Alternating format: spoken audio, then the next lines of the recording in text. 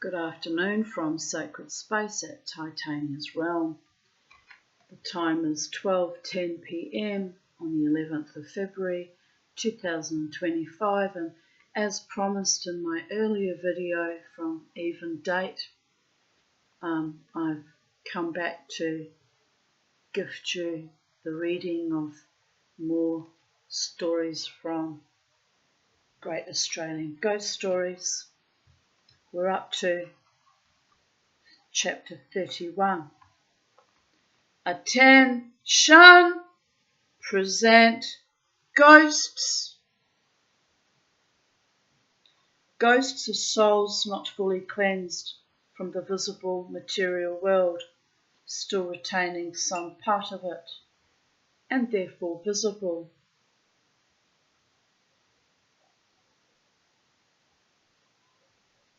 Plato, Greek philosopher, 4th century BC.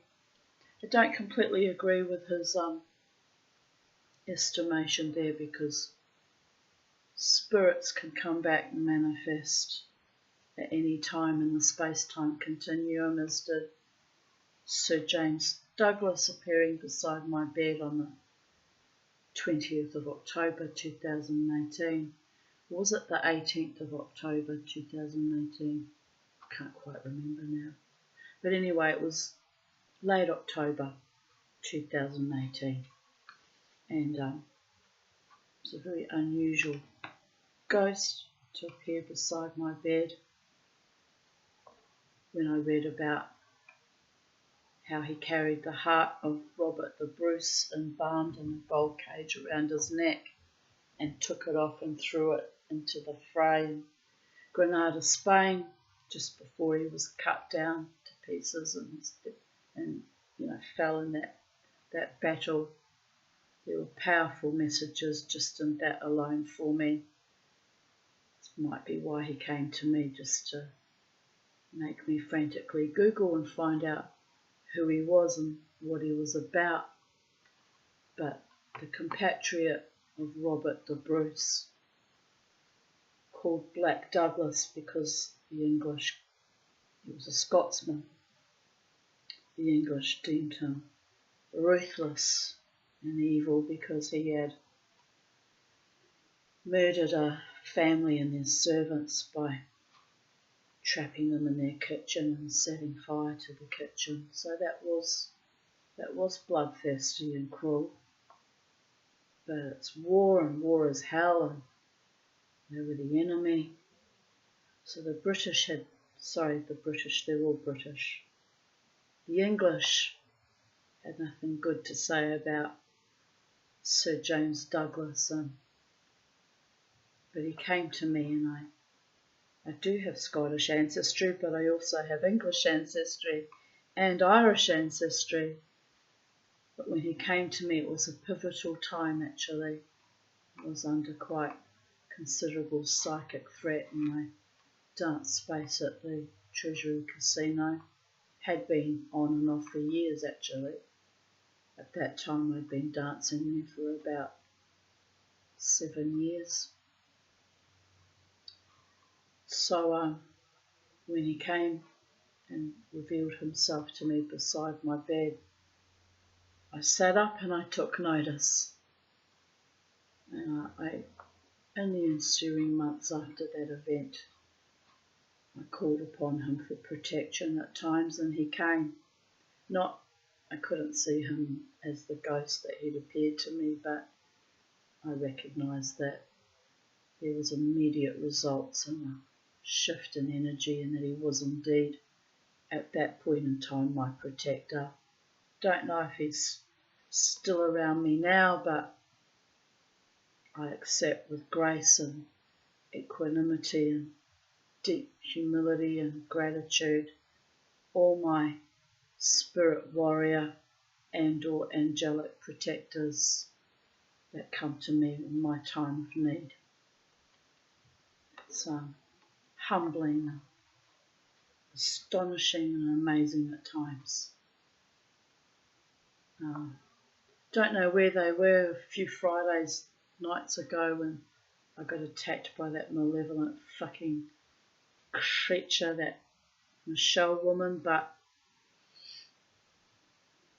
it's a reminder to me to continuously work with my gods and my angels and call upon their protection and not be blasé and think that I'm safe and I can trust in other humans, because clearly we have reached a point in the zombie apocalypse here on planet Earth where I'm not even safe from other women's sexual predilections or domination tactics using their fingers.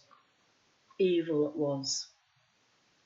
So if I'm not safe now even from other women, I'll be calling in very heavy protection indeed in the future.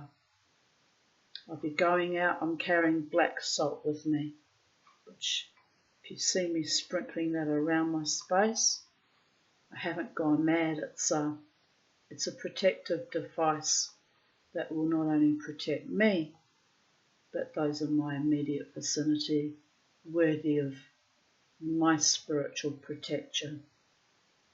So if you see me sprinkling that, you'll have to just nod politely and humour me. It's not just for me, but it may benefit you also.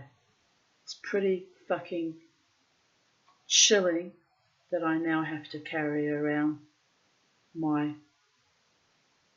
protective accoutrements with me everywhere I fucking go, people of Earth.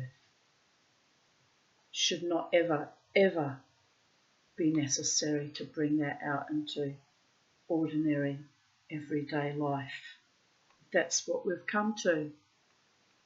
The demonic is reigning supreme, and we'll have to fight back with everything we have, our energy and our little magical implements.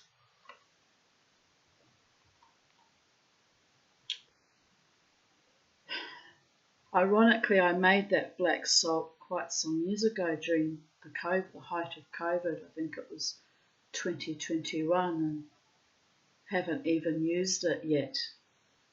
I made quite a lot, thankfully, but I can make more if need be, but I made a lot. And I was always amused by that I made it and didn't use it. Didn't think it would be ever necessary, except to when I do protections around my own home. But now I have to carry it with me, and that's astonishing, people of Earth. Just astonishing. Anyway, let us continue reading the ghost stories. We've got 6 chapters to go, so that probably will take up another 2 or 3 videos, depending if I get tired and peg out early, people of Earth.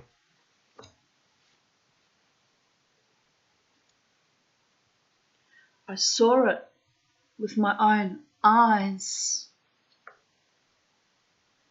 I like that expression, so often used by witnesses to ghostly appearances, and I've always wondered how, at least before the age of corneal transplants, anyone could see anything with somebody else's eyes. It was used recently to add authenticity to the claim of a sighting of a ghost at Sydney's Victoria Barracks. But in this case, it was unnecessary for many others who have seen the same apparition. No building in Australia evokes the essence of Queen and country or British military British military might better than this expansive and impressive old sandstone complex. Oh, I do wish people would use commas in appropriate places, for the love of all the gods. Reminder to myself as a writer. Good grammar is everything, people of Earth. I mean, you have to laugh. It's frustrating to read it out when it's all not delineated properly as somebody who needs to read it out loud. For the love of all the gods.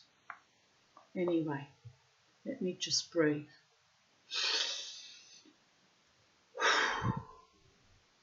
Continue on with the story. For visitors, which again should have had a comma after that. Sorry, Richard Davis, but you're grinding my gears. For visitors, as did the other stories before that. For visitors, it is like stepping back a couple of centuries, and if one closes one's eyes, it's easy to see red-coated soldiers marching and gold-braided officers riding on the dusty parade ground, where he finally throws in a comma, should have been a semicolon. With elegantly dressed memsahibs watching from the shady verandas.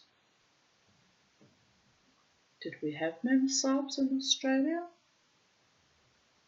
Don't think we did. I think he's prefacing something that happened in India, the Indian Raj, the British Empire. One can almost hear the clatter of hooves, the swish of carriage wheels, the rumble of field guns, the crack of muskets, and the eerie echo of bugles long gone. But imagination is not required to see one figure from the barracks past. Only your presence in the right place at the right time, and a spot of good luck.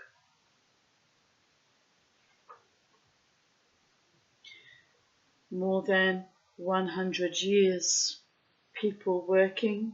Sorry, that's my error there. I own my errors too.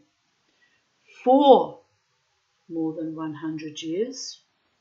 Should be a comma there though. People working or visiting the barracks and passers-by on Oxford Street have spotted a spectral figure on the upper level balcony of the officers' quarters. Accounts differ, but some details are common to all reports.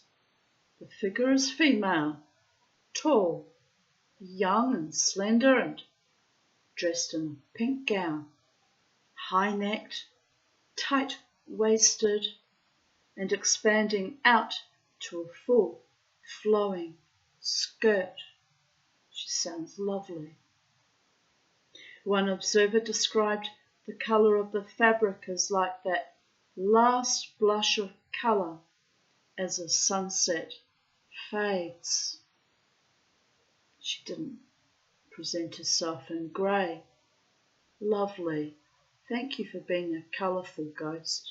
I prefer colour on my people and my ghosts, because I'm a psychedelic dreamer and an artist and a writer and a revolutionary and an anarchist, and I like life to be full-throttled and colourful and beautiful and exquisite and at times opulent and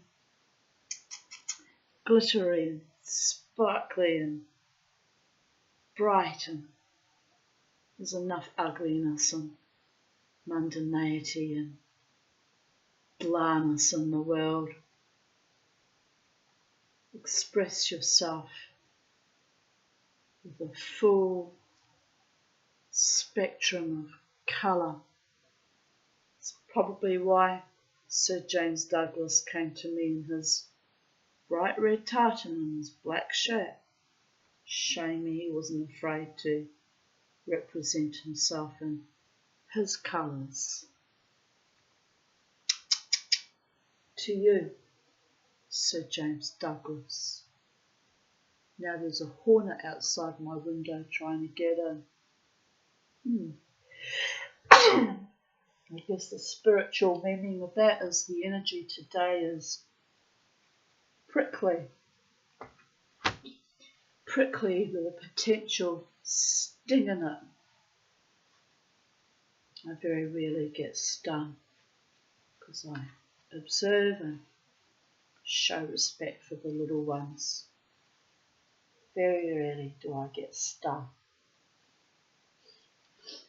Animals and insects recognise my energy. People, not so much, except for, as I say, my few rare and precious ones. The figure usually has one slender hand resting on the balcony railing, and its eyes seem to be gazing into the far distance, over the parade ground and down what would have been, where the spectre was flesh and blood, the sandy track leading to the city. In the words of one witness, the spectre looks ever so sad, as if she's waiting for someone to return to her. I don't know why my nose has started getting all tetchy as well. It's probably the air conditioning, which I'm grateful for, don't get me wrong, but sometimes causes a few little allergies. No one can put a name to this ladylike ghost. Perhaps in life she was the wife of one of the lieutenant colonels who commanded at the barracks, or the sister, daughter or mistress of some officer who marched away and never came back. Just occasionally it seems her sadness is dispelled. She is reported as slowly turning her head towards observers and giving them a wan smile. And one witness, a man walking up Oxford Street on a sunny spring afternoon, noticed her watching him, waved and received a gentle wave in return. Isn't that sweet? It tells us she has retained some level of consciousness of her environment, that she is able to consciously react to observers, not just a imprint or memory reflected back by the environment, as some people believe ghosts to be, but a conscious co-conspirator. Such brief encounters aside, the ghost who has become known simply as the lady on the balcony is elusive. Efforts to get close to it always fail. Witnesses at ground level see it, and the inquisitive or foolhardy dash up the stairs to try to corner it. But on arrival, the balcony is always empty, and the occupants of the upper level deny having seen anything at all.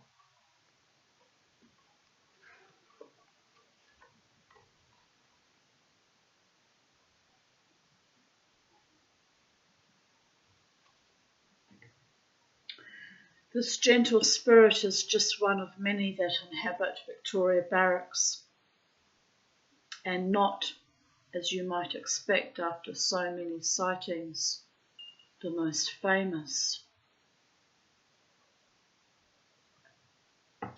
That distinction belongs to the ghost of Private Charles Crowley, formerly of the 11th Regiment, the Northern Devonshires, the first British regiment to occupy the barracks. Charlie, as he was known to his comrades and still is to his victims, shot dead the popular Sergeant Pearson after an argument at the barracks in 1853. Charlie fled, but was captured just a few kilometres away in Leichhardt and locked away in the barracks prison to await court-martial. Remorse or fear drove Charlie to hang himself, and in doing so, he escaped one punishment only to be condemned to another. According to the reports of eyewitnesses, his ghost has remained in and around the barracks prison ever since. In the 1960s and 70s, Warrant Officer Bert White and his family lived in the old Provost Sergeant's quarters above the prison cells. W.O. White described Charlie's ghost as young, tall, wearing an old army greatcoat and able to glide through walls. The Whites believed that Charlie watched over them, and Mrs. White told how, on one occasion, a piece of falling masonry stopped in mid-air while she snatched one of her children to safety. Well, that was kind of him, wasn't it? It was the strangest thing I've ever seen, Mrs. White recounted. This big lump of sandstone, it was part of the lintel over a window, just stopped, frozen in mid-air, about 6 feet off the ground. I grabbed our youngest, and we both toppled backwards onto the gravel. Then the piece of stone continued its fall, crashing with a horrifying crunch into the gravel.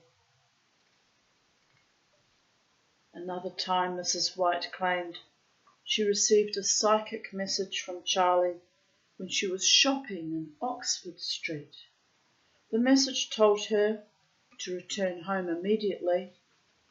When she got to their quarters, she found the children had been playing with matches and had lit a fire, endangering themselves and the building.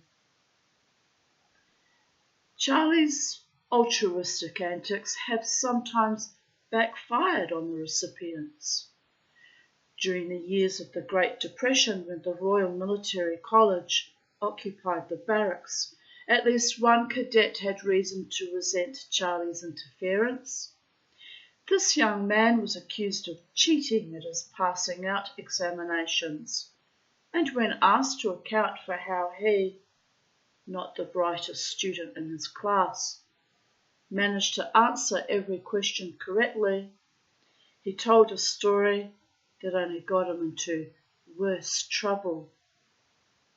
The cadet told how he had gone to bed early to get a good night's sleep before his examinations, but had been awakened in the middle of the night by a scratching sound and a faint light that filled his room. I rolled over in bed and found this joker sitting at my table with his back to me. That used to be my mother's favourite way of referring to males.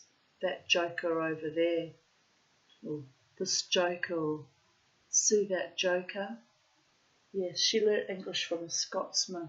Must be a Scottish kind of way of expressing oneself, or British at any rate. He had my pencil box open and he was writing using the fountain pen my mum gave me for my 16th birthday. The cadet sat up in bed and was about to challenge the intruder when he realised that he could see through the strange figure and that the light was coming from it. It was a human figure, a man, but he looked like he was made of thick, smoky glass, the kind you can just see through but which distorts shapes behind it. I could make out the calendar on the wall behind the figure, but all the letters and numbers were blurred. And there was this halo of light around him, a soft, shimmering band of yellow that cast a warm glow over the room and over me. The light made the white sheet covering my legs look mustard-coloured, and the skin on my hands and my arms looked jaundiced. The cadet was too frightened to speak or cry out, and watched in stunned silence until Charlie, for this surely was his ghost, finished scribbling, folded the paper he had been writing on, put away the pen and placed the pencil box over the paper to serve as a paperweight. The ghost turned its head and smiled at the cadet, showing discoloured teeth with many gaps, then slowly faded away. With it went the light, velvety blackness, reclaiming the room.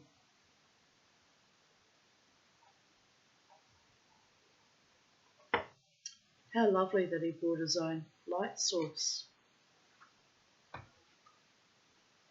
Cautiously, the cadet reached for the lamp beside his bed and switched it on. Everything in the room looked normal, and instinct told the young man he was quite alone. He climbed out of bed, crossed over to the table, moved the pencil box, and nervously picked up the paper. As he unfolded it, he realised it was not one sheet but 3, all covered in crudely scrawled words. Some of what the cadet read was familiar to him, and some was not.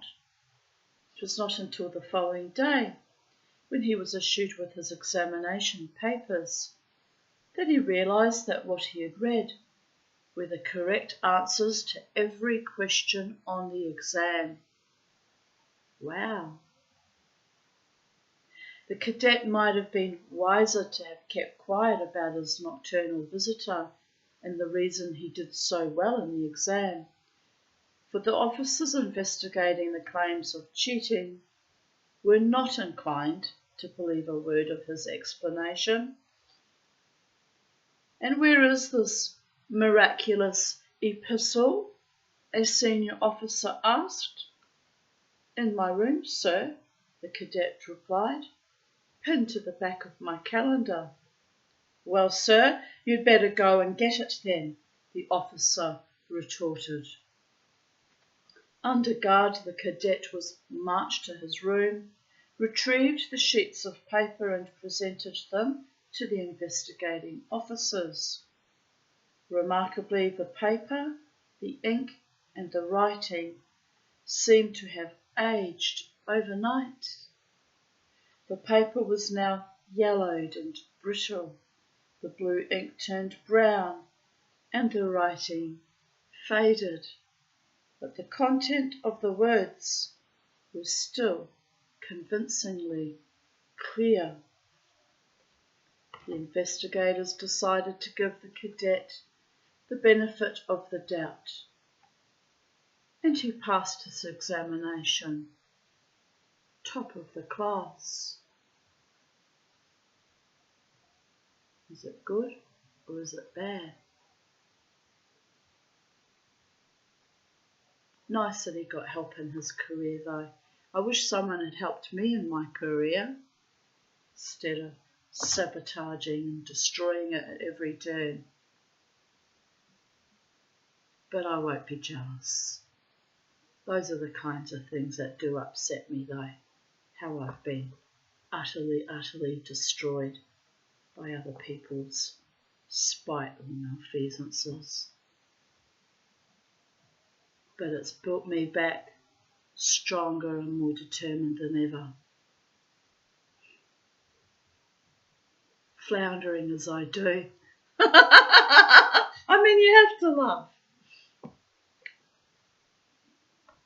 So numerous were the reports of Charlie's activities that an investigation was undertaken in 1972 by 2 lieutenant colonels from the Australian Army with the stated aim to obtain first-hand information for possible handling of situation when press find out, which was a bit late, considering the press had been reporting the ghostly goings-on at the barracks for at least the previous 90 years.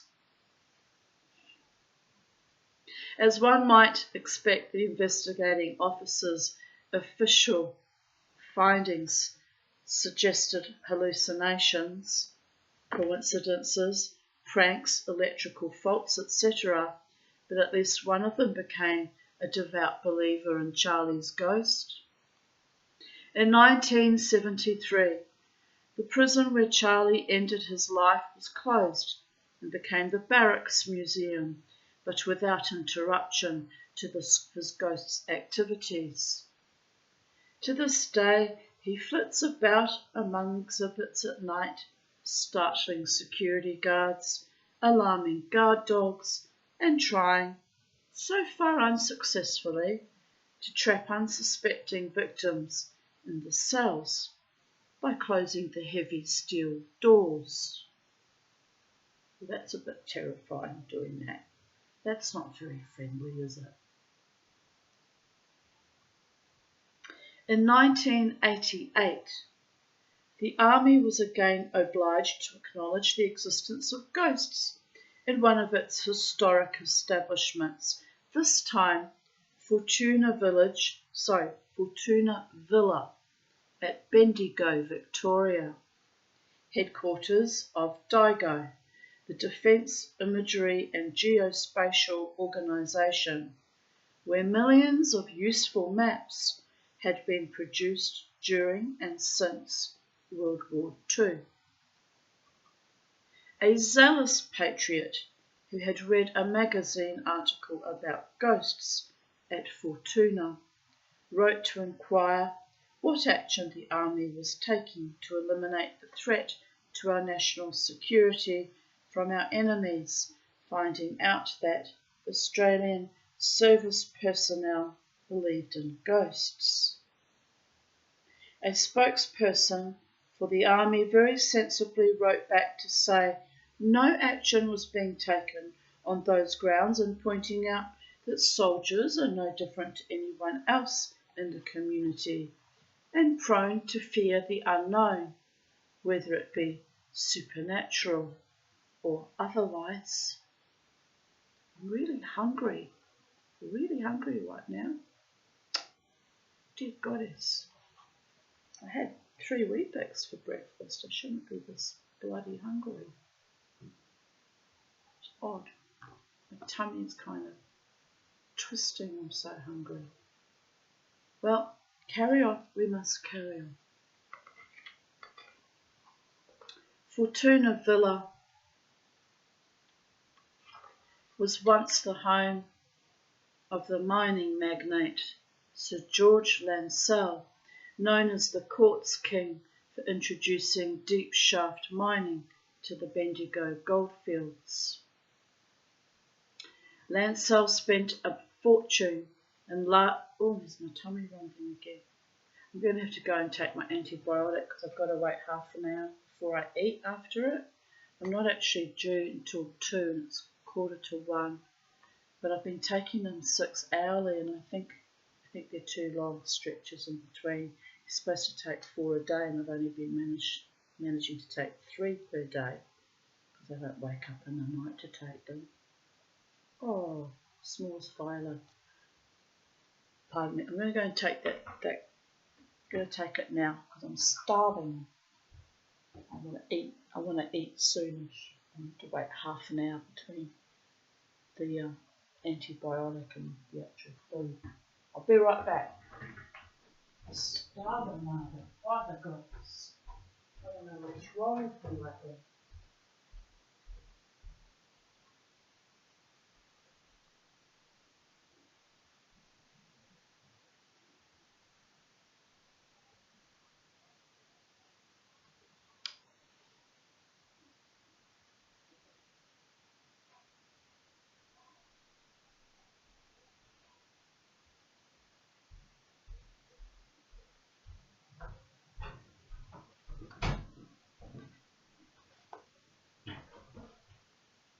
It's 1:45. I can't eat till 1:15 at the least.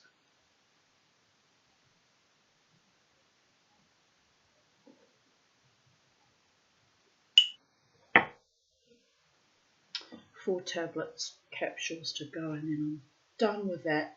Hopefully my emotions will settle. I don't know what it is, but it's really messed me around emotionally as well. Really like kind of fucking all over the place. It's not good. It's not good, people of Earth, how sensitive I am to everything. I've got to get well. I want to live my best life while I'm alive, like everyone should be doing. Don't have time to wallow in fucking bullshit, honestly. Anyway, where were we? Where were we, people of Earth? Oh, that's right. Soldiers are just as prone to fear the unknown, whether it be supernatural or otherwise. Well, this is true. Fortuna Villa was once the home of the mining magnate Sir George Lancel, known as the Quartz King for introducing deep shaft mining to the Bendigo goldfields. Lancel spent a fortune enlarging the house and gardens, installing ornamental lakes, a Roman-style bathing house, valuable artworks, swathes of stained glass, that must be beautiful to see, and all the latest mod cons of the Victorian era. In 1942, Fortuna was taken over by the army, and stories of ghostly activity came thick and fast, attested to by numerous officers and men who served there. In 1998, retired Major John Bloor vividly recalled the cold winter morning 20 years earlier when he came up the stairs near the ornamental lake and spotted a filmy figure in a white shroud peering into the kitchen window. Perhaps they were hungry too. Synchronicity, people. Happens. It is very sensitive for a reason. The apparition sensed Bloor's approach and turned. The living and the dead stared at each other for about 15 seconds. Then the apparition faded away. When the Major met up with someone a few minutes later, they said, "What's up, John? You look like you've seen a ghost." "I have," he replied. Footsteps are heard in what was once Sir George Lancel's bedroom, and in the adjoining bathroom, also in the billiard room, which became the officers' mess. So often were these slow thumping sounds heard by rank and file that they ceased to cause alarm and were dismissed with casual remarks like, "There's old George banging around again." Female voices were clearly audible in Mrs. Lancel's former bedroom at night, when the room is supposedly empty, and a sergeant who put his head inside to investigate one night was asked very brusquely, "What are you doing here?" The identity of this ghost is less clear. She may be old Bedella or old Edith, for there were two Mrs. Lancels. The first an uneducated Irish lass, who did not cope well with her husband's social climbing and reportedly drank herself to death. And the second, a formidable English woman who lived on at Fortuna like a dowager queen until the 1920s. The ghosts of a little boy in a sailor suit and a girl in a late Victorian tea gown have also been spotted. But not all the ghosts of Fortuna Villa are necessarily of the Lancels' time. Major Bloor was told by another officer about a tragic event that occurred there during World War II, and which may account for at least one ghost.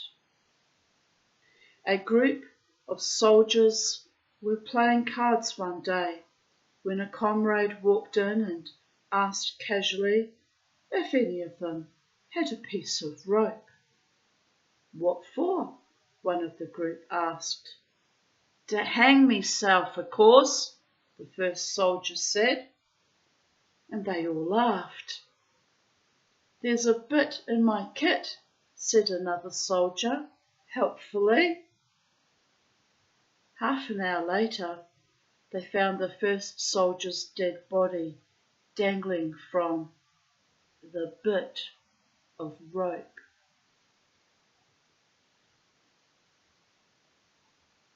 Fortuna was the ancient Roman goddess of good fortune, but it seems Fortuna Villa has not always enjoyed her protection.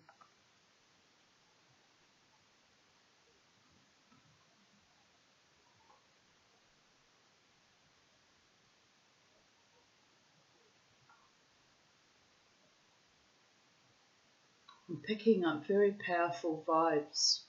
The time is, after being on that rampage about being hungry, I'm now picking up very powerful vibes coming to me in kind of waves. It's like it's a human, and I believe it's a living person. Someone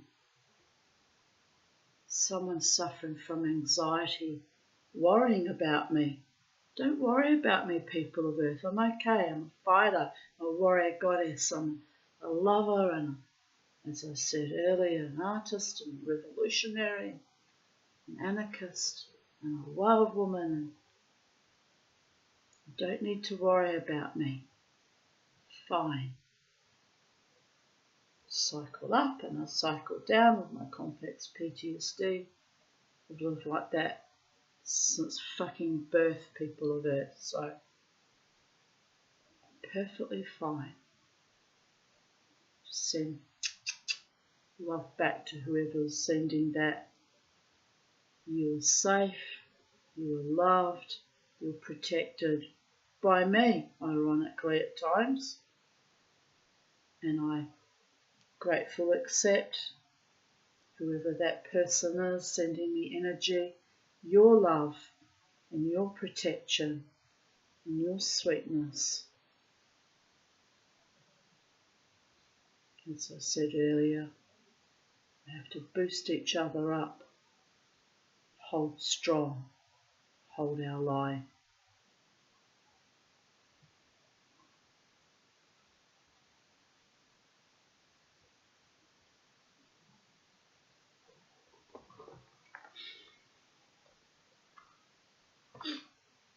Powerful telepathy I have with certain people. It's a bit astonishing.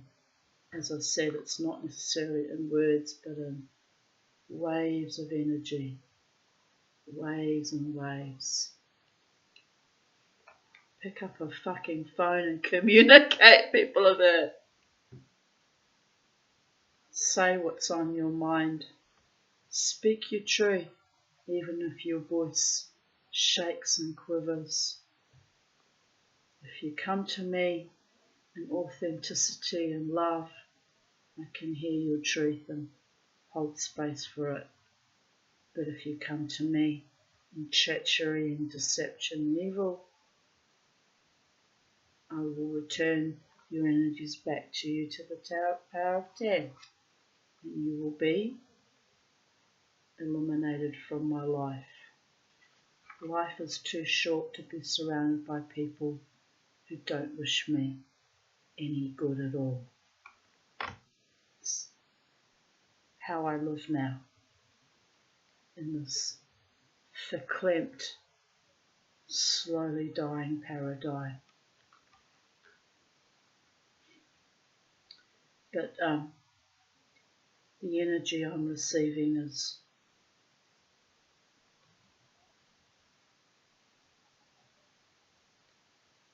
I don't believe it has evil intent.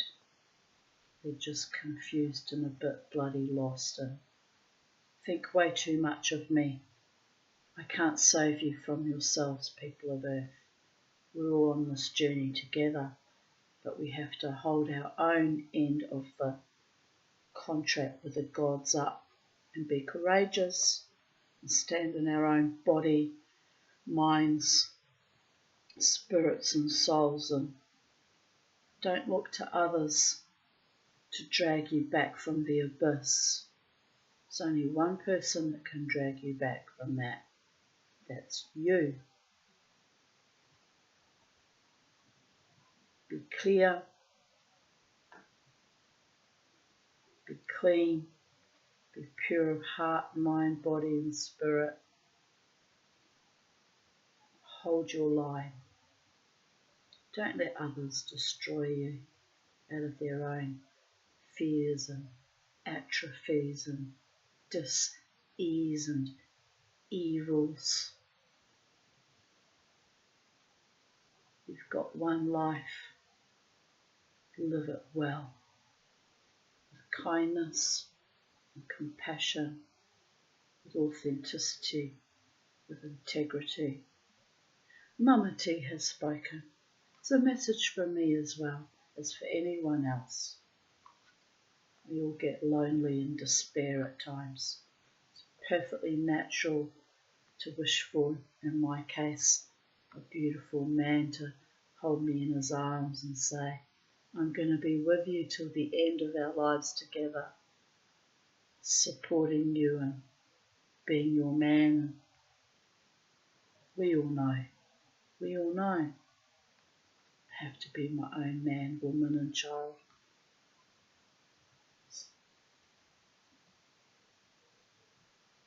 There's not many that can be with me. That's my reality, and I have to stand in that with courage and honour. Chapter 32. The Headmistress's Ghost.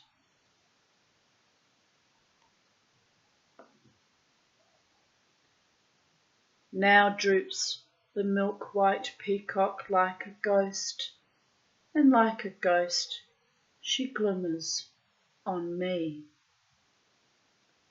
The Princess, Alfred Lord Tennyson, English poet, 1809 to 1892.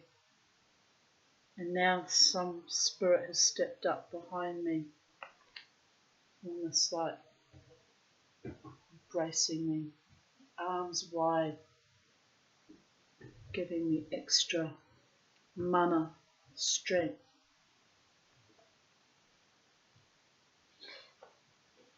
Don't know who that is. I could almost feel the warmth and the protection behind me.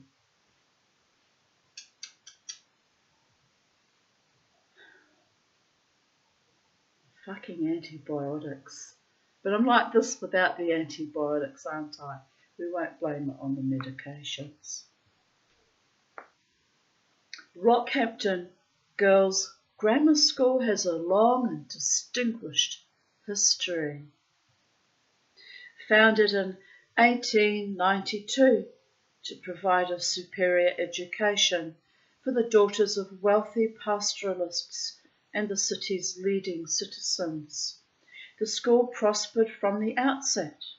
This was due largely to the first headmistress, an English spinster named Helen E. Downes.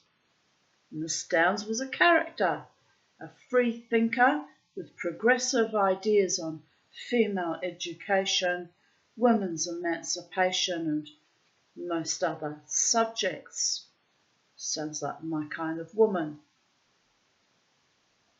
At a speech day in 1898, she reminded parents that the senior classes in her school were for training cultured women who would exert an uplifting influence in social matters and not waste their time on prettiness.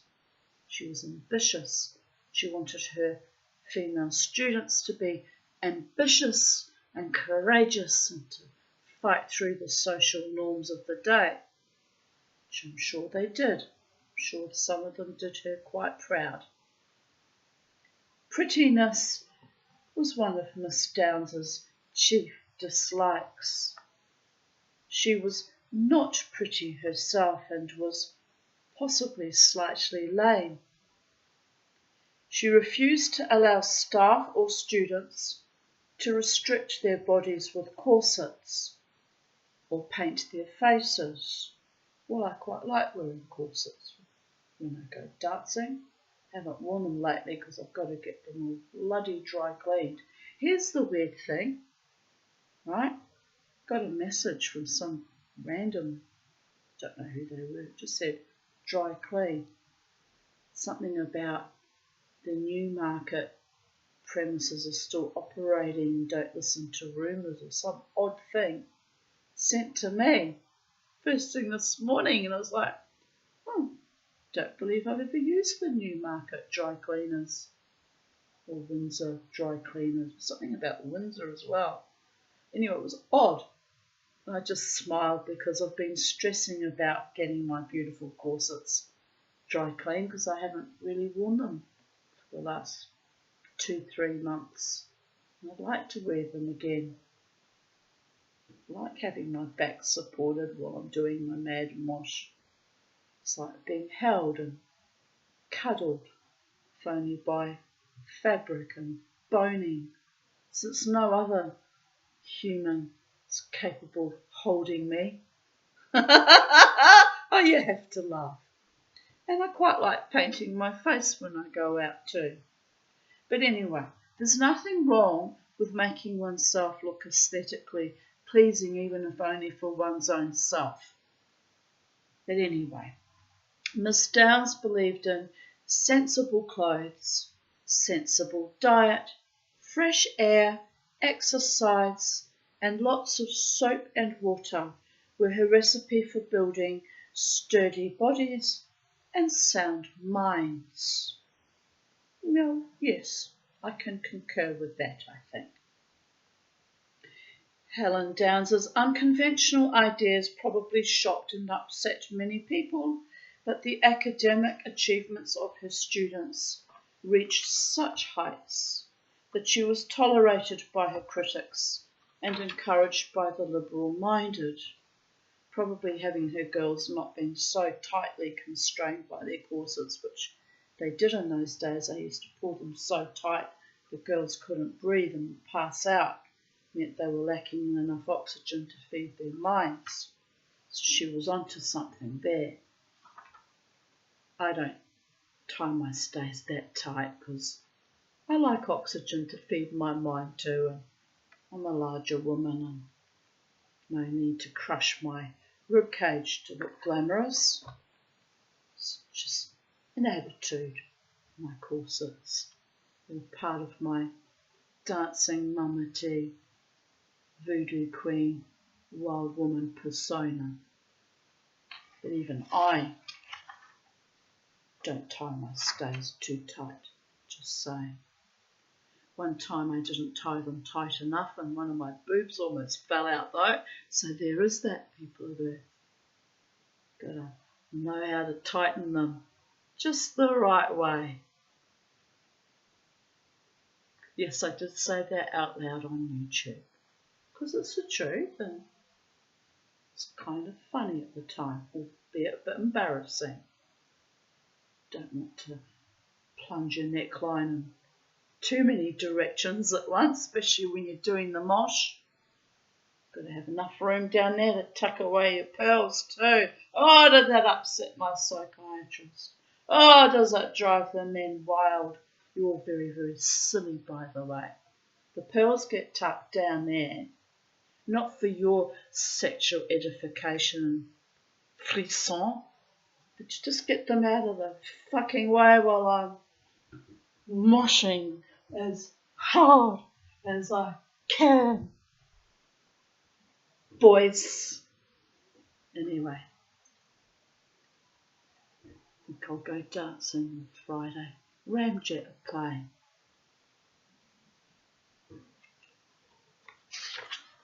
The impression one gets reading about her 100 plus years later is of boundless energy, a brilliant mind, and a total dedication to her vocation. Good on you, Miss Downes. It is not surprising that such a strong and controversial character should still exert a powerful influence over the school she founded, but the form that influence takes is quite unexpected. According to school legend, Miss Downes's ghost lives. I'm so hungry. It's not even 1:15 yet. 1:06. I've got to wait another 7 minutes before I can eat something. Dear Goddess, why am I hungry today? It's odd. Some days I'm hungrier than others. Here we go. According to school legend, Miss Downes's ghost lives in the school bell tower and comes down from her eyrie once a year at 11 p.m. on the 11th of November. I wonder why she chose that day. World War One. It's what do they call it? The 11th of the 11th of the 11th. World War One. Remembrance Day or something like that. I can't remember what they call it. Anyway, we all have a moment of silence, but she would have predated that. What year was she there? 1892. Long before World War One. Anyway, must have been the time when she passed, perhaps. The ghost makes its way through the girls' dormitories, selects the girl with the longest blonde hair, produces a pair of spectral scissors, and hacks off her victim's tresses. I'd be bloody livid if she did that to me. I'd be fucking haunting that ghost. I'd be out for blood, I tell ya. It's taken me years to get my hair this long. Miss Downes, stay the fuck away from me. There'll be a fight. I don't care if you're dead. There'll be one hell of a fight if you should dare cut off my hair. Even old Elsa used to say to me, when you gonna cut your hair off, Tanya? I said, never. It's a work in progress. It's meant to be a long Viking braid. Just keeps being trimmed off. My hair doesn't grow very long. Oh, I'm triggered now. Imagine having a ghost turn up and cut your fucking hair off when you had the longest blonde hair in the school. Oh, I'd be livid. But of course, that poor young girl would be fucking traumatised for life instead. By the gods. Rage just thinking about it. Didn't even happen to me. I'm very particular about hair. As I told you in another video, sitting behind that beautiful girl in my class when I was 15 with the most glorious, beautiful, golden, shining Titian red hair, and then the silly bitch cut it short and dyed it black. I wanted to murder her. I'm not even her mother. Dear Goddess. Still remember the rage to this day. What did you do that for? I got sick of having red hair. Everyone picks on me. I said, what, your crowning glory? You gave away your crowning glory to fit in with those fucking idiots. Don't understand it.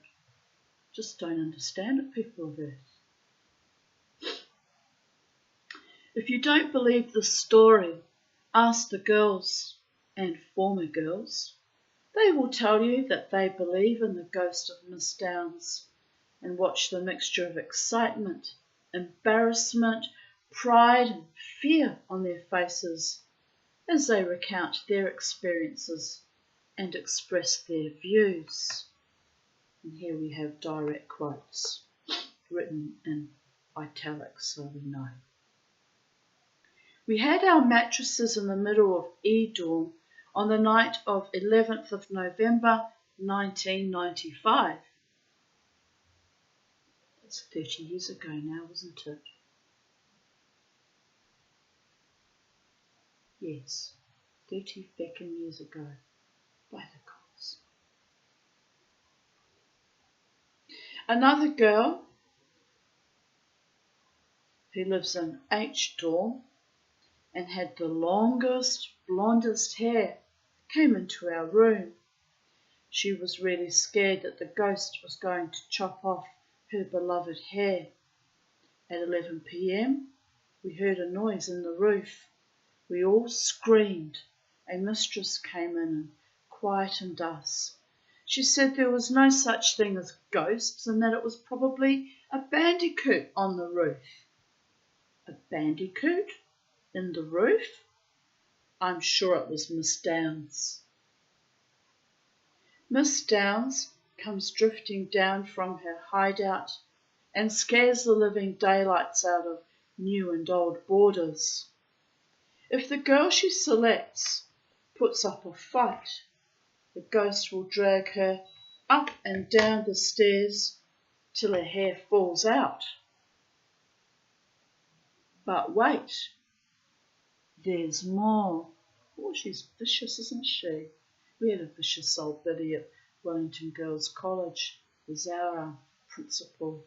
Miss Fraser, another one that never married, these bitter, twisted, irascible spinsters. Miss Fraser. Ooh, well, she was a hard-assed one. Didn't have any trouble with her though, unlike my half-sister before me. When I turned up for my interview to go to Wellington Girls College when I was 13, she said, I hear your sister went to our school, Angela Peder. I said, that's correct. She said, oh yes, I remember her. She was always in trouble for absconding from PE, would be found lounging by the swimming pool instead. I laughed. Sounded like something my sister would do. We don't do sport in our family. We're not sporty types, but we are quite fond of swimming. We don't mind lounging around the swimming pool and swimming in it, but get us to play netball or rounders or any other weird contortions and we say, hell no, we won't go. So I just smiled sagely. She responded, I hope we won't have any of the similar troubles with you, Miss Phillips. I just nodded sagely. Dear goddess. We have 3 student ghosts as well. One is a girl who died of scarlet fever and another is Miss Downs' first victim. She wanders up and down the stairs trying to warn us. I was told Miss Downs was a nice ghost who goes around at night checking that we are looking after her school, tucks us in and gives us a kiss on the cheek. I think she is far too nice to hurt anyone. So those are 2 quite desperate reportings of her. Guess whether she's nice or spiteful depends on the individual and her ghostly mood. Am I right?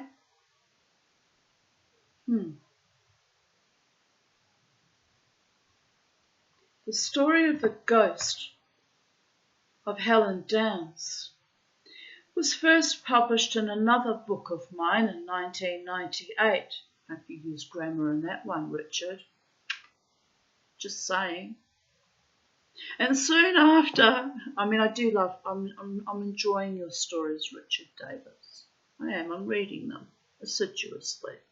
I'm enjoying them. But A little bit of extra grammar would have been helpful at times. I'm going to turn into Miss Downs and haunt you and cut off your hair.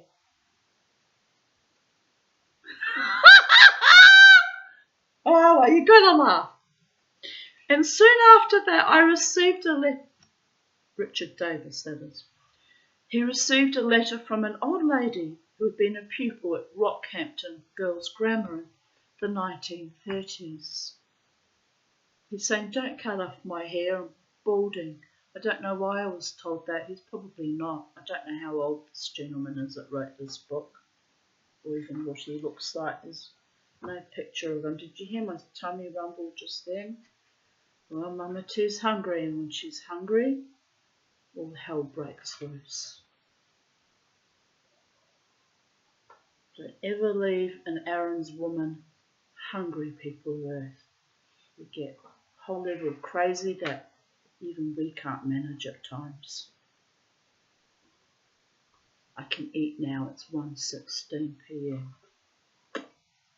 Half an hour. I'll carry on with the story. I'll eat when I finish this chapter.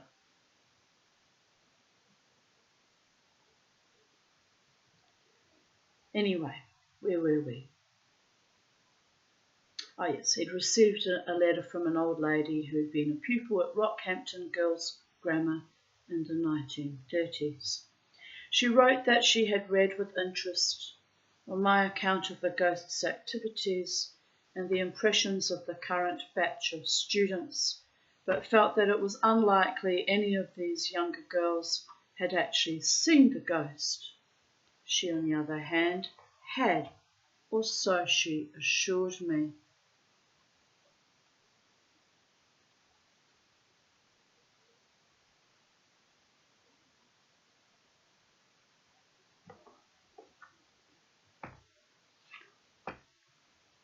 The lady explained that she remembered taking part in the annual ritual on 11th of November every year while she was a boarder at the school, getting, like all her classmates, overexcited with anticipation and fear when the fateful hour approached, and then, in her case, deeply disappointed because she did not get to see the spectre charging down the stairs, wielding a giant pair of scissors and shearing off golden locks from screaming little girls.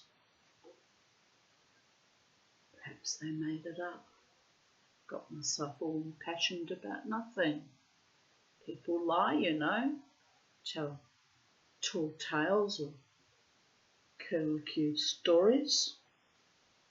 Motherfuckers.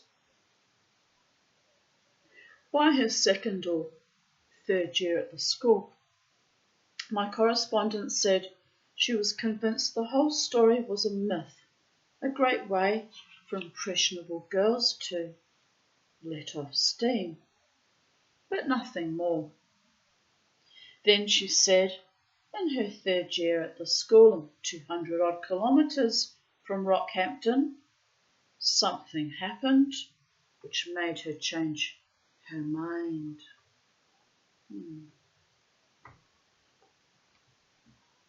A few days after her 13th birthday, the lady said, she was summoned to the principal's office, and the news broken to her that her father had died as the result of an accident on their family property near Emerald, west of Rockhampton. It was also explained that it had been arranged for her to go home for a few days to be with her mother and her siblings and to attend her father's funeral.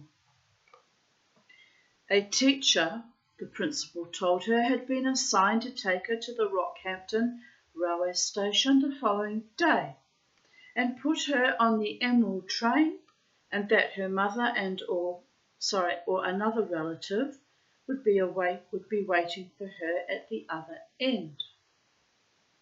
The girl was very upset at her father's death, and she knew that the next few days would be an ordeal for her and for the rest of her family. Still getting these waves of almost sadness now. Who is it? Who is it, people of Earth? And why won't they communicate like normal people, face to face and in words? Odd.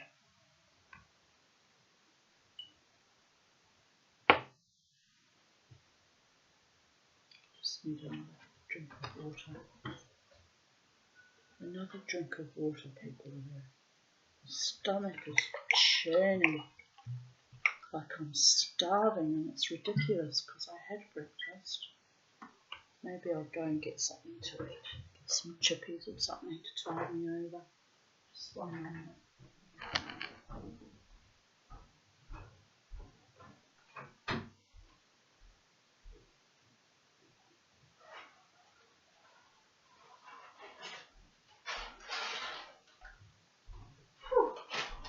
I'll tell you this much, people of Earth. It's fucking hot out there.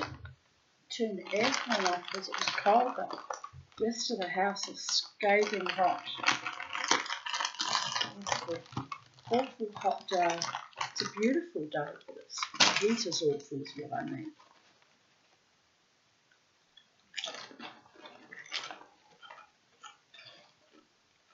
Right, let us continue, my lovely ones.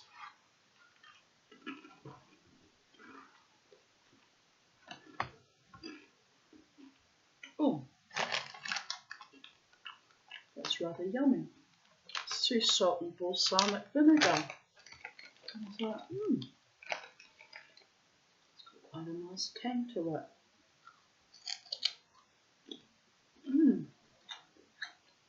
I actually needed the salt, maybe that's why my tummy's all.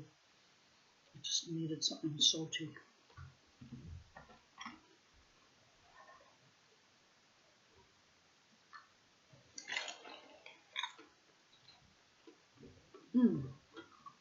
Oh, that's good.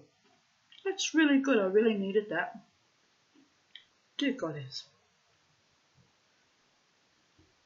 Let me continue with the story though. We're in the middle of a jobby. We're on the jobby, people of Earth.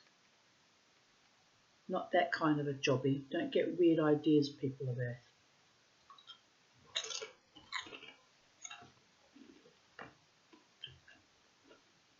Well, you know, you have to laugh.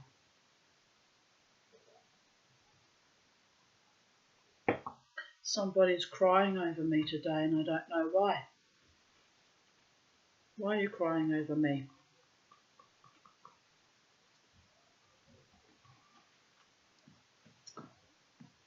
It's odd. It's an odd sensation. Maybe I've gone after all my emotions this morning. Maybe I've gone a bit bonkers too. It's always a notch of going bonkers. Sometimes the only way to stay alive is to go a bit mad, people of Earth. No intentions of going mad. Don't want to ever be mad. I grew up with so much madness and evil and dysfunction. It's not what I would ever choose to be like. Sometimes you can't help it though, like if you're demented, get Alzheimer's like my mother. And I'm talking about people who are willfully just maddening and destructive and awful. Yuck. Anyway, where were we? The girl was very upset at her father's death, and she knew that the next few days would be an ordeal for her and for the rest of her family.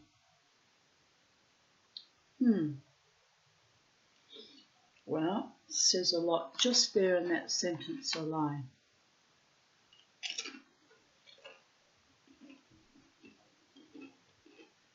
Nothing like a death in the family to bring out all this seeping, rotten pestilence and evil to the surface, by the way. Seen that many times too. Having to hold space for it. Many times. She's Vitruvian woman, holding everything at its appointed fucking direction. The girl, we read that, sorry. She cried much and slept little that night, having been raised, sent away from her father at boarding school, probably didn't have much of a relationship with him. Grief would have been terrible, feeling of rejection and abandonment over and over again.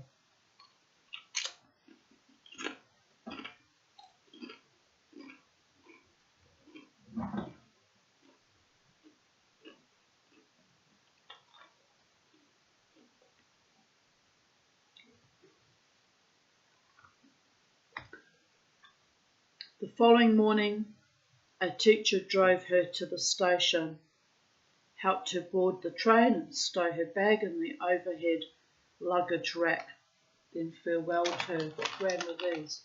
Red Rock Deli. I must remember that, they're delicious. Every now and then I stumble across things and it's like, where have you been all my life, you delicious but fattening thing?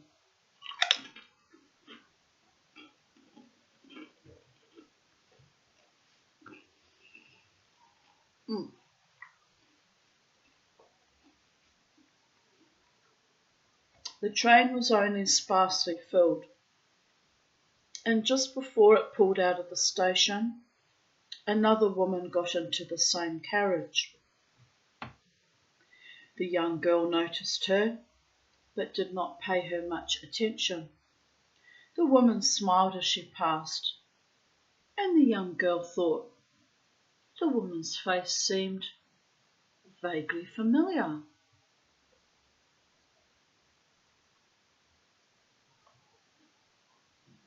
The journey took several hours, and on arrival at Emerald, the girl was met by her two older brothers and driven home. The next few days were taken up with all the activities that surrounded death in any family. Visits from relatives and friends, funeral arrangements, choosing flowers, choosing mourning clothes, a lot of handshaking and hugging and many tears. The young girl thought no more about the woman on the train or about school or her classmates, who at the time seemed far away and belonging to a different world. The funeral was held in the Anglican church in a little town outside Emerald. The day was hot and the air filled with smoke from distant bushfires. The church was packed, and for every seated mourner there were 100 buzzing flies. My little wasp friend is back. Just when I said buzzing flies, he decided to buzz around me too. The flowers on the altar and on the coffin wilted. Holy shit, that's not a good sign, people of Earth.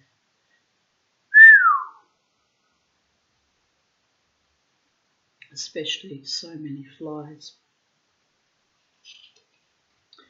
Men discreetly loosened their collars, and ladies fanned themselves with prayer books when they thought no one was looking. The minister sweltered in his robes, and rivulets of sweat running down. He had rivulets of sweat running down his forehead, cheeks, and jowls. Emerald's a very hot town. I've never been there, but I had a friend who flew in and out with the mines. Childhood friend used to come and visit me occasionally, and he told me about when he lived out at Emerald, how scathing hot it was.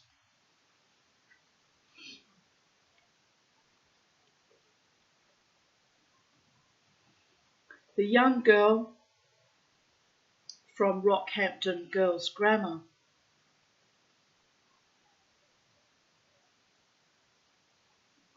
Let me just check that.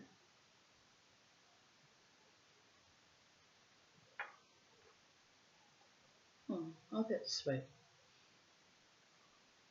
When am I? I have met that lady in person. She makes the most beautiful jewellery and she lives in Port Douglas. Very kind soul, but yeah, she just put a like on my post. Just surprised me because she doesn't often interact on my Instagram. Where were we? Not that I expect people to, don't get me wrong. But I was just delighted to see her. Her name's Maggie. To you, Maggie.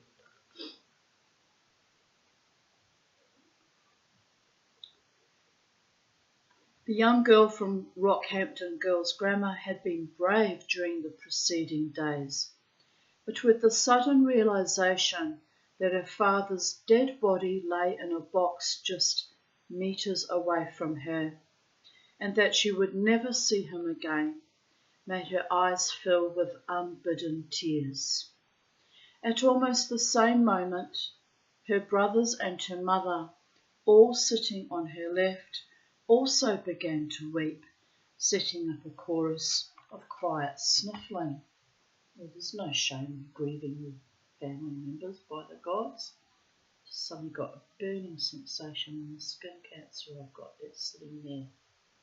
That needs to go, but they won't do anything till it's bigger, but it pains me from time to time. That's how I know it needs to go. I know way before the doctors decide to do anything about something that it needs to go. They drag it out to the last moment and then put me in crisis. Honestly, it's just rude. Anyway, we won't think about that. Through her tears, the young woman noticed a figure moving rapidly down the outside aisle of the church. The figure stopped at the end of the family's pew and slid in beside her. A gentle hand reached out and took the girl's, and a quiet voice whispered, "Be brave, little one. I'm here for you." Isn't that gorgeous? The girl recognised the lady who had smiled at her on the train, and now, at close range, she also recognised the face from an old portrait she had seen at school. She swallowed her tears and whispered, "You're Miss Downs, aren't you?" The lady smiled and nodded. Then the young girl's expression changed to alarm. "You haven't come to cut off my hair, have you?" she asked. "Of course not, my dear," came the gentle reply. At that moment, the service began, and for the next 30 minutes, the ghost of Helen Downs sat quietly beside the girl, her presence bestowing courage and a warm sense of solace on the child. That's so beautiful, I actually want to cry. When hymns were announced, the kind spirit helped the girl to her feet and joined in the singing with a soft, deep voice. After 6 local lads carried the coffin from the church to be loaded onto a hearse and taken to the cemetery, the minister gathered the family together to offer his condolences and accept their thanks for the service. The girl's mother introduced her to the minister, explaining that she was a pupil of Rockhampton Girls' Grammar and had come home to be with the family. The minister reached out and put his hand on the girl's shoulder and said he felt sure both her father and her school would have been proud of how splendidly she had conducted herself during the service. "You were a model of propriety, my dear," he said. At the first opportunity, the girl turned to where her companion had been sitting, but the pew was empty. As is the custom, no one left the church until the family did. Miss Downes had not left. Little wood pigeon flew upon the line. She had simply vanished, and it seemed from conversations the girl had with others after the funeral that she had not made herself visible to anyone else. Even now, more than 60 years later, my correspondent wrote, "I feel a fool for having asked Miss Downes if she had come to cut off my hair, but I'm sure she didn't mind. She was too kind and too understanding to take offence at that. I never saw her again, but I sincerely hope her spirit is still lingering around Rockhampton Girls' Grammar, keeping an eye on the welfare of her girls, and probably having a good chuckle on the 11th of November every year." I liked that one. That was a nice story. She was painted out to be this awful, wicked woman chopping off people's hair. Didn't she prove that story wrong?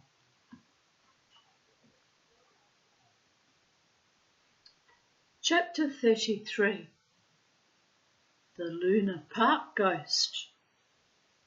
Not a joking matter. I have actually been to the Melbourne Luna Park at St Kilda as a child. On several occasions, actually. If a ghost is really the spirit of a dead man, then it ought to appear nude, because guns have no spirits. Wang Chung, Chinese philosopher, 1st century AD. I prefer my ghosts to kind of be dressed. I think it would be more frightening to see naked ghosts everywhere.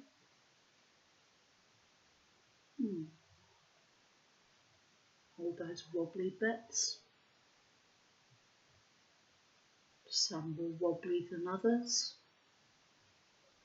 Just saying. For generations of Melbournians, Luna Park at St Kilda has epitomised all that was fun and carefree. It's a place where they can leave inhibitions behind and abandon themselves to pleasure. Of the childlike kind, you understand. There were, however, stories of a terrifying, Joker-like spectre prowling the park a little over half a century ago. I never heard those stories. Goodness, where was I?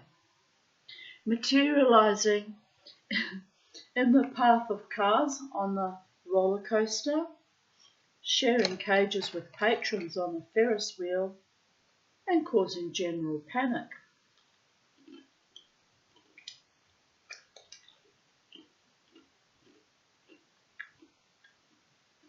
Most people thought the Joker was a publicity stunt. but not those who encountered it.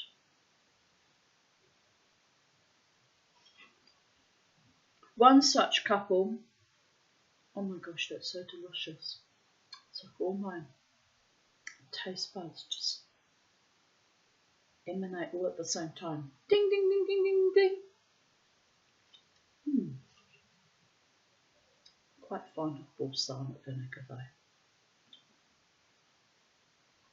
One such couple had a terrifying story to tell after they encountered the Joker on the Ferris wheel. The year was 1957, and the young man, Roy, and his girlfriend, Heather, were both 19. Their families lived a few streets apart in the Melbourne suburb of Footscray, and Roy had invited Heather to Luna Park to celebrate a pay rise he had received. Oh, what a sweetheart. How kind. It was a Saturday night and cold, with the smell of rain in the air. The young couple caught a tram out to Luna Park, and as the tram clattered along St Kilda Road, they could see occasional flashes of lightning across Port Phillip Bay. They wondered if their journey would be in vain, and if they would find the park closed. But when they alighted on the St Kilda Esplanade, Luna Park was a hive of activity. The sound of music and laughter wafted over them, and thousands of sparkling coloured lights made the place look like fairyland, the brightness intensified by a moonless night and low clouds. Heather giggled with excitement, and Roy gave her an encouraging hug as they entered the park through the mouth of the giant, smiling face. Inside, the noise was like bedlam, and the tempting smells of popcorn, hot dogs, and ice cream swirled around them.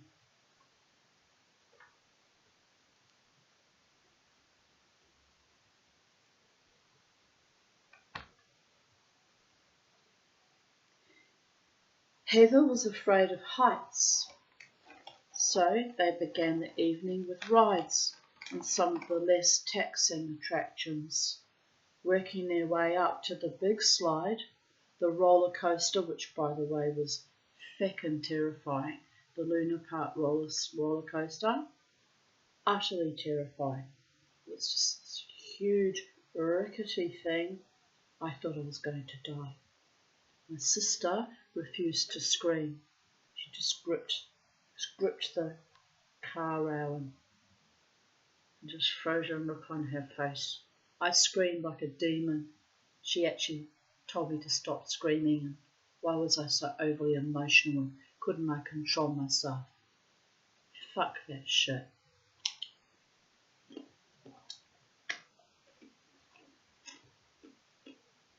I don't believe in repressing my emotions, people of Earth. You probably guessed that by now, watching my YouTube videos. Better out than in. And the towering Ferris wheel. I'm a bit scared of being at the top of a very high Ferris wheel too. I'm not fond of those kind of things.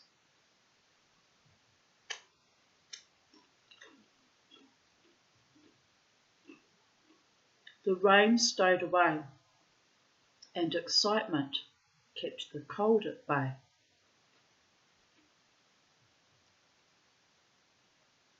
Come on, love, please. I really want to have a go on the Ferris wheel, Roy pleaded. Heather hesitated for just a moment, then, looking at the excited expression on her boyfriend's face, she gave in. Roy got the tickets just as passengers were boarding the giant, graceful wheel. Within moments they were installed in a cage that slowly rose as the wheel rotated. Roy put his arm around Heather's shoulders. She soon forgot her nerves as the incredible vista revealed itself.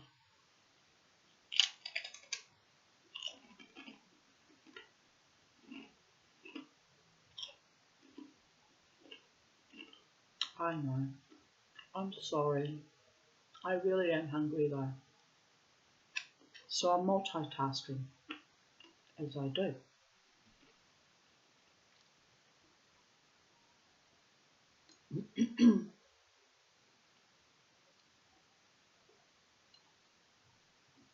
Figures on the ground below shrank until they looked like ants. The lights of the city glittered in the distance, and the sparkling waters of the bay seemed to stretch forever. Banks of heavy cloud rolled along the horizon, streaked with lightning, and the distant rumble of thunder echoed around them.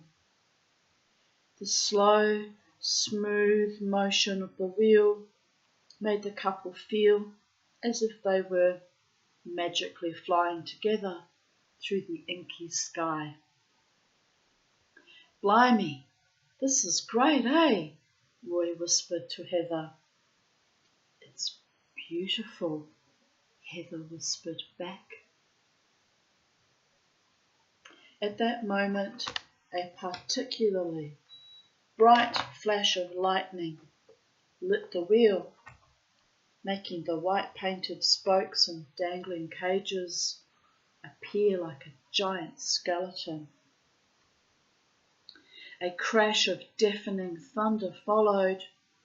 Roy and Heather were temporarily blinded by the lightning, but when their eyes adjusted, they both screamed and clung to each other for dear life, and good reason they had to do so, for suddenly, almost 100 metres in the air, and without any warning, they found themselves sharing their cage with a third person. Casually sitting on the restraining bar of the cage, just a few centimetres from them, was a life-size male figure dressed in the costume of a court jester, a three-pointed hat, red, yellow and black with a golden bell on each point, a tight jacket in the same colours, tight breeches, one leg red, the other black, a yellow codpiece and pointed yellow shoes, also trimmed with golden bells. If the creature's sudden arrival and its bizarre costume were not enough to terrify Roy and Heather, then its face and form were.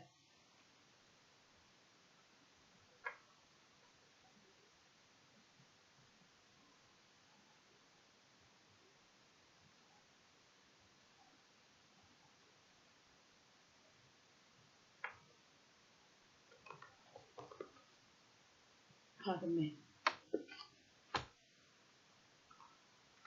There was an ageless, sinuous strength to its body, and its lean face wore a leering smile. I wonder if it was fairy or a human spirit, and if it were, why did it choose to dress itself in that way? It's a bit odd, especially in Melbourne, Victoria. Maybe it was someone that had worn that costume in a play and was reenacting that. It's a bit odd, people of Earth. I think that would freak me out too. Its eyes smouldered, fixed on Roy and Heather, lips drawn back to reveal elongated, pointed teeth. Makes me think it's some kind of demon or perhaps an egregore of some kind. Or I guess it could be fae. I wonder. How long will I wonder? Don't have time, I'll carry on with the story. Another flash of lightning followed the first and lit the points of the creature's teeth and the whites of its eyes, making them shine like incandescent stars. The creature leaned towards the terrified couple, and they shrank back from its face.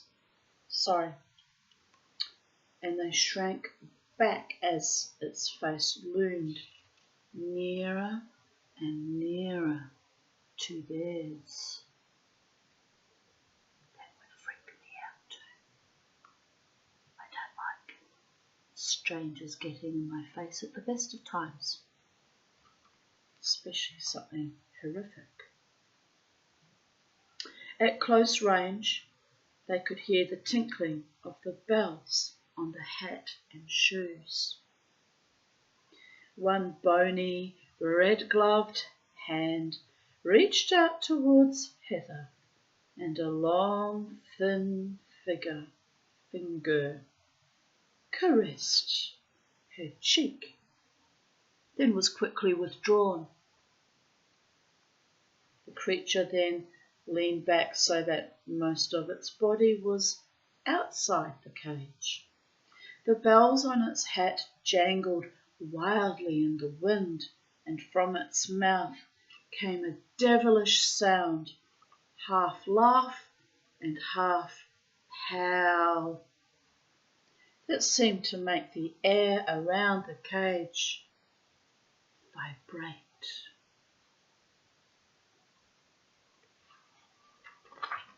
Just as the sound reached a deafening crescendo, the monstrous vision vanished.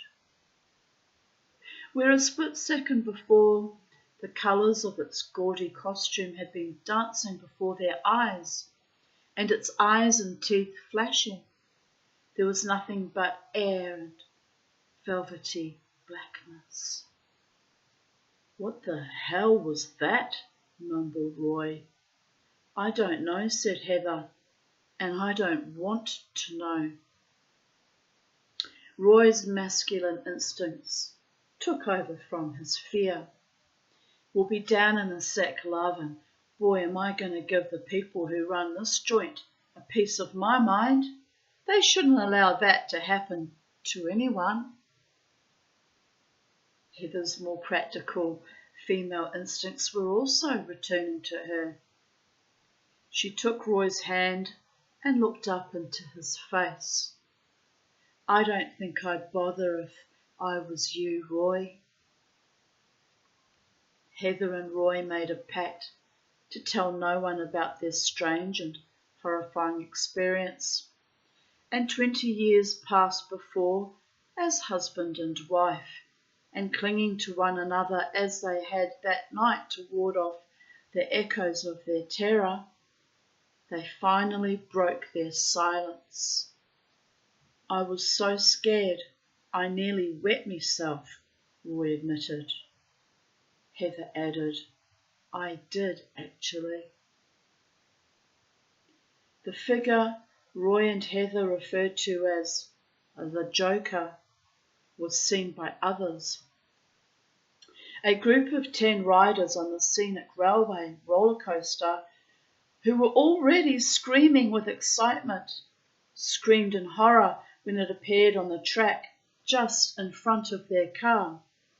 In a split second, the roller coaster cars passed over or through the figure without the impact and crash the riders all expected and feared. When this group complained to the operators of the ride, They were told they must have imagined the figure, or that it had been a large seabird, or a trick of the light.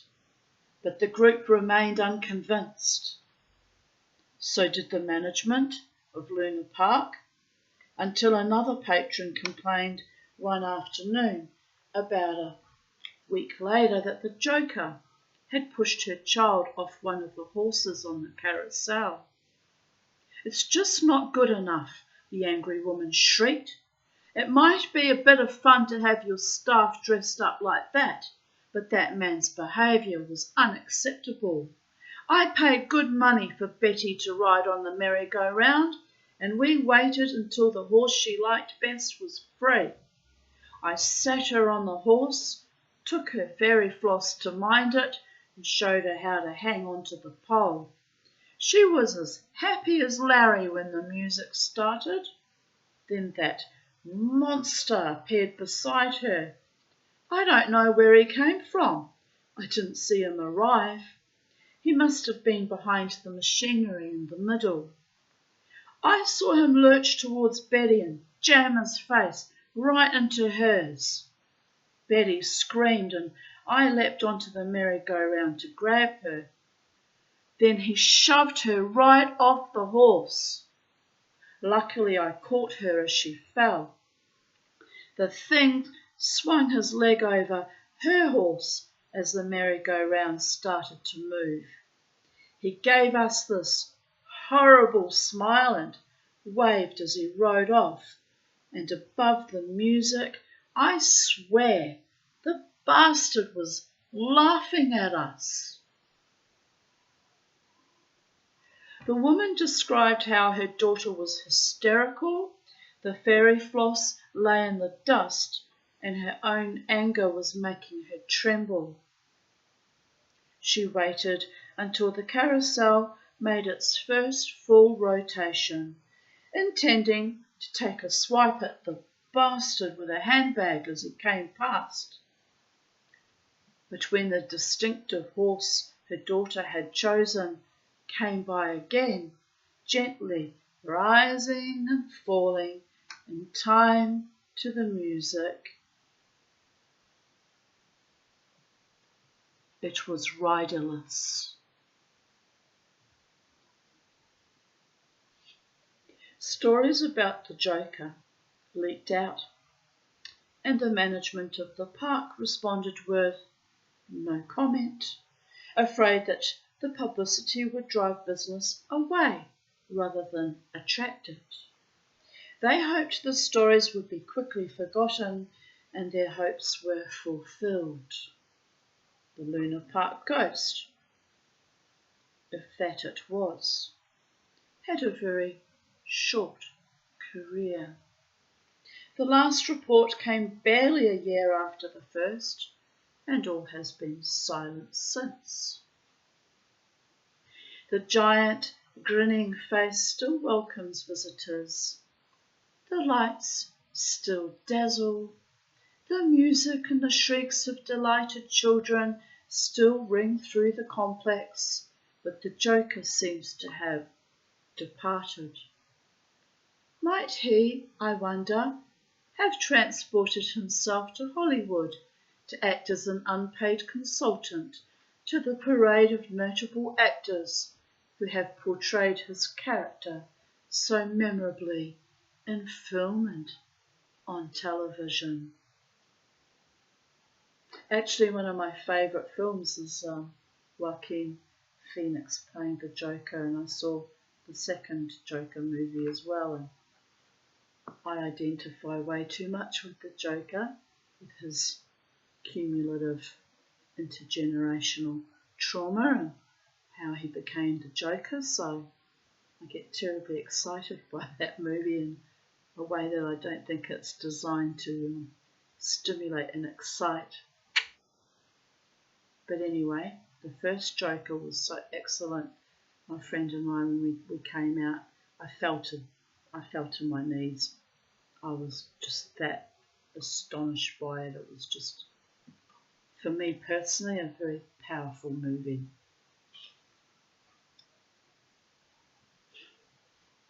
I had a mother who behaved similarly to him as well, so I think that was part of my identifying with it. Chapter 34. The Ghosts of Garth and Graham's Castle.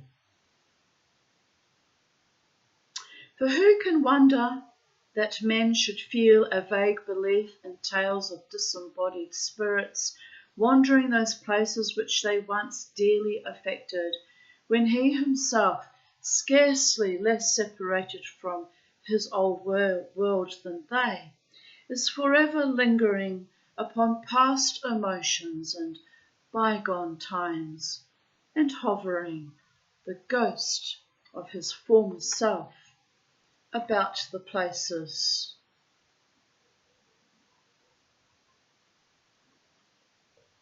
And people that warmed his heart of old.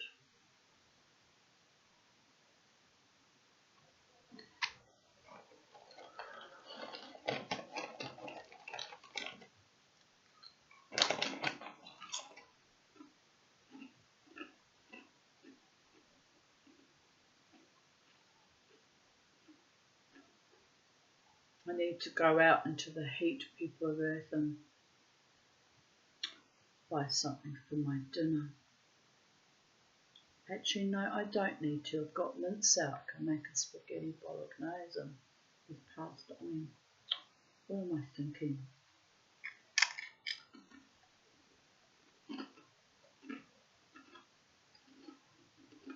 I kind of want to go out though, get out of the house a bit.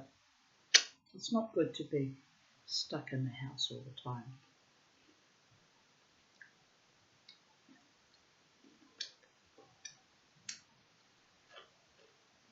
I'm still craving to get on a ferry and go to North Stradbroke Island. I really might do that on Tuesday when I get paid. Have an adventure. Anyway, that quote was from Master Humphrey's Clock, Charles Dickens. Near the village of Avoca in the Fingal Valley in Tasmania stand the ruins of a house called Garth. What began as an imposing two-storey residence 160 years ago is now reduced to a few crumbling fragments of wall, a broken chimney, and a scatter of rubble.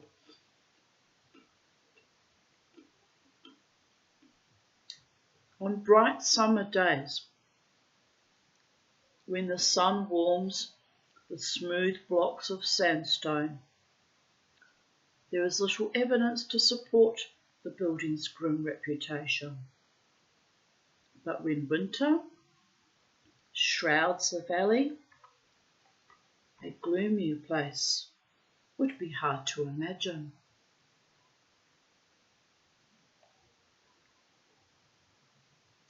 If you're hardy or foolhardy enough to spend a night there, you may see and hear things that make you forget the cold and discomfort. If you hear a moaning sound, it will probably be the wind whistling around the ruined walls.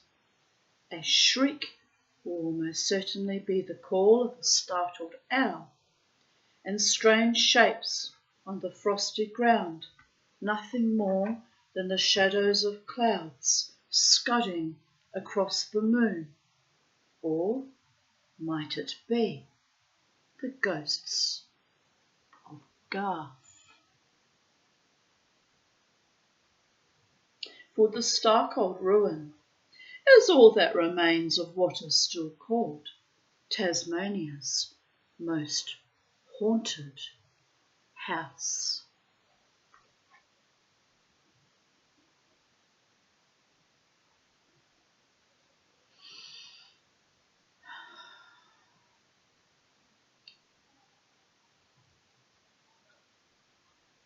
Truth and fiction are so entwined in the story of Garth that it is hard to separate them.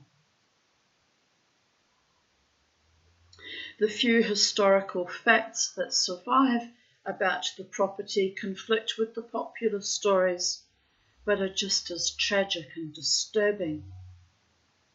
According to the popular version, the land on which the house stands was granted in the 1830s to a young Englishman who had left his fiancée behind in England. The plan was for him to establish himself, then for her to join him.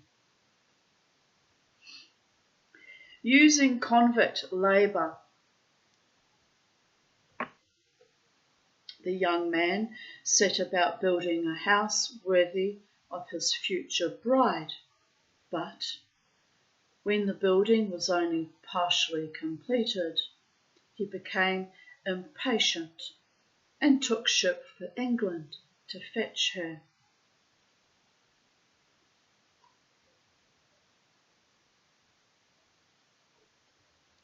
When he arrived, he discovered that during his absence, the young lady's feelings towards him had not grown fonder. Quite the opposite. She had married someone else and had not bothered to let him know. In despair, the betrayed lover returned to Van Diemen's Land and to Avoca.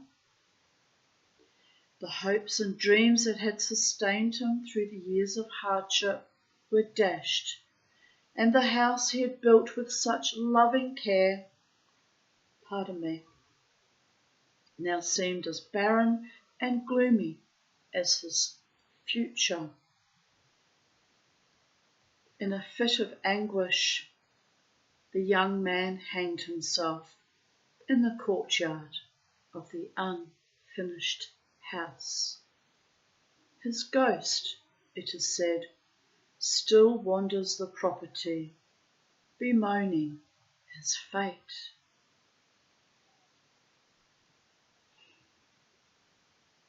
Some time later, so the story goes, the building was occupied by a family with a small daughter and a convict nursemaid.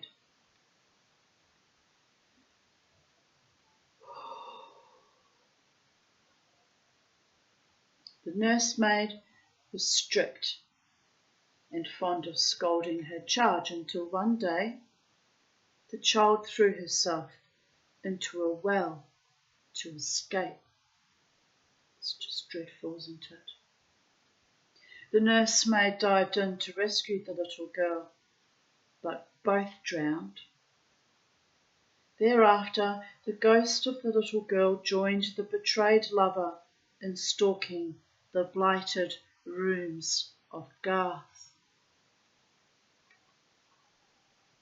The house stood unoccupied for decades, and stories of the ghosts accumulated. Locals reported seeing the young man, his head twisted and livid rope burns scarring his throat, and the little girl, dressed in a lace-trimmed pinafore and waving to passers-by from the empty windows of the house.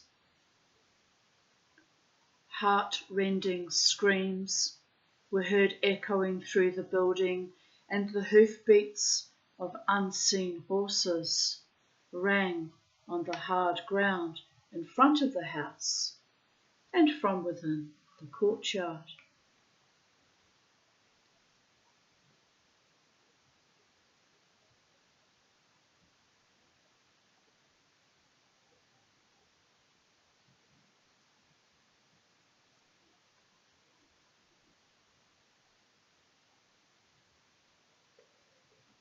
Animals which had apparently wandered up to the house innocently were reported as racing away, lathered with fear, as if all the hounds in hell were nipping at their heels.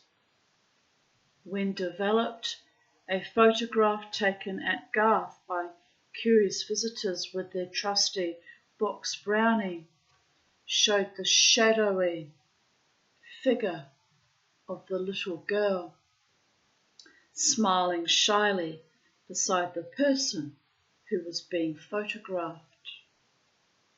Whispers spread like wildfire that the property was cursed. Would make you think that all those weird deaths and suicides.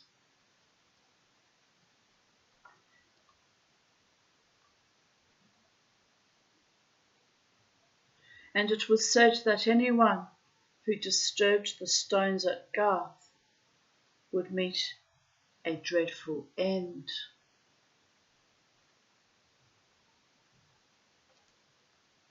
The true history of the property is quite different.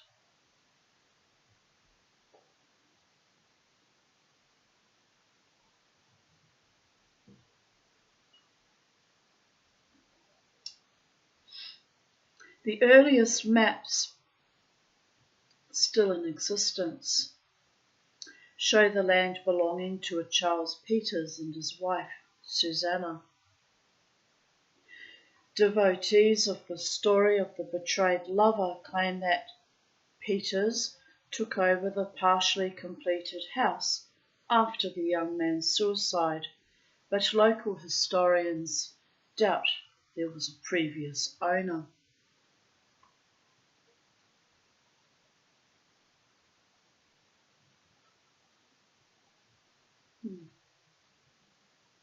It's a bit odd.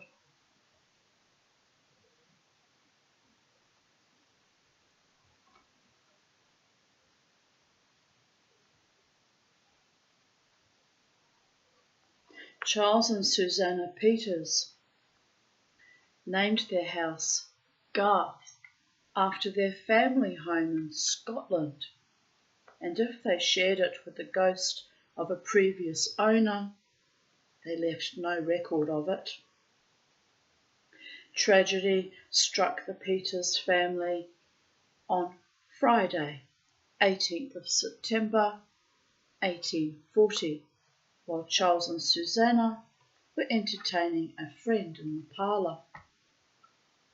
Their little daughter Anne, aged 2.5, came to the parlour door screaming hysterically, her clothes and hair on fire.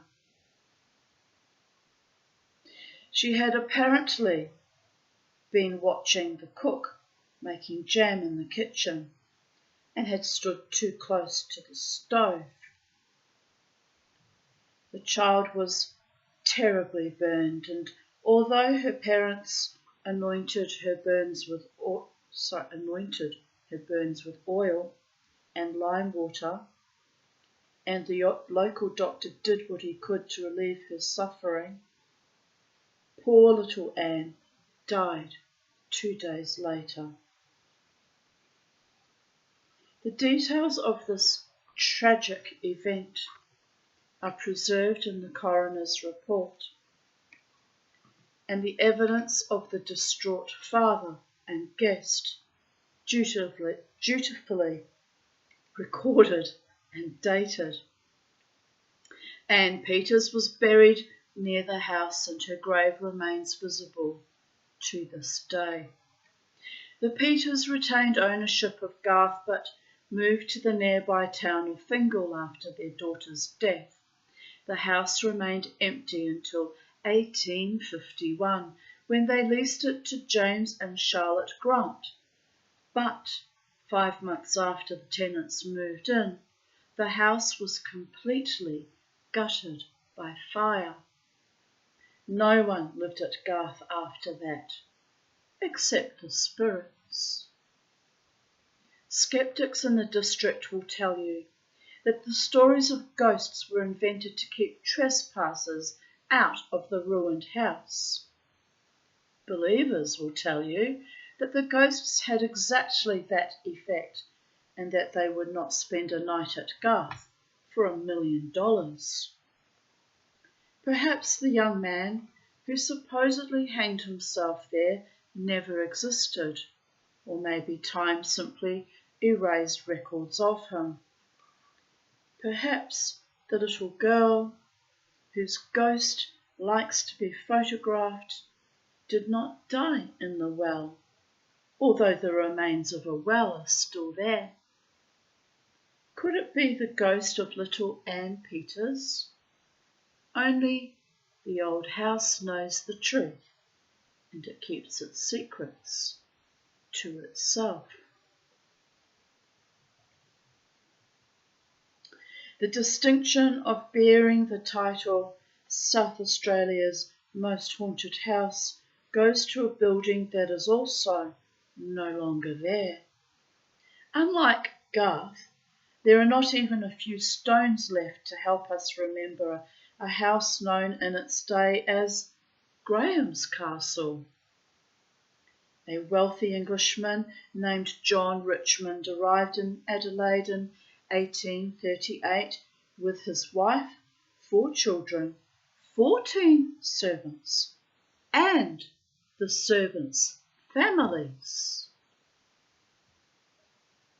To accommodate such a large retinue, Richmond purchased 52 acres, 20 hectares, of land facing Prospect Road in what was then called Prospect Village, 4 kilometres north of the Adelaide GPO. In the centre of it, he built a large house and surrounded it with gardens and orchards. But the Richmonds remained less than 10 years in what they called Prospect House. In 1846, the property was bought by an enterprising bachelor named John Benjamin Graham. From that time, the house was known locally as Graham's Castle. There's some doubt as to whether the house reached its final form during Richmond's or Graham's time, but whichever of these men was responsible for choosing its design had more money than taste. Prospect House, or Graham's Castle, was an architectural monstrosity, a stark white limestone box topped with a crenellated parapet that made it look like a bad copy of an English castle.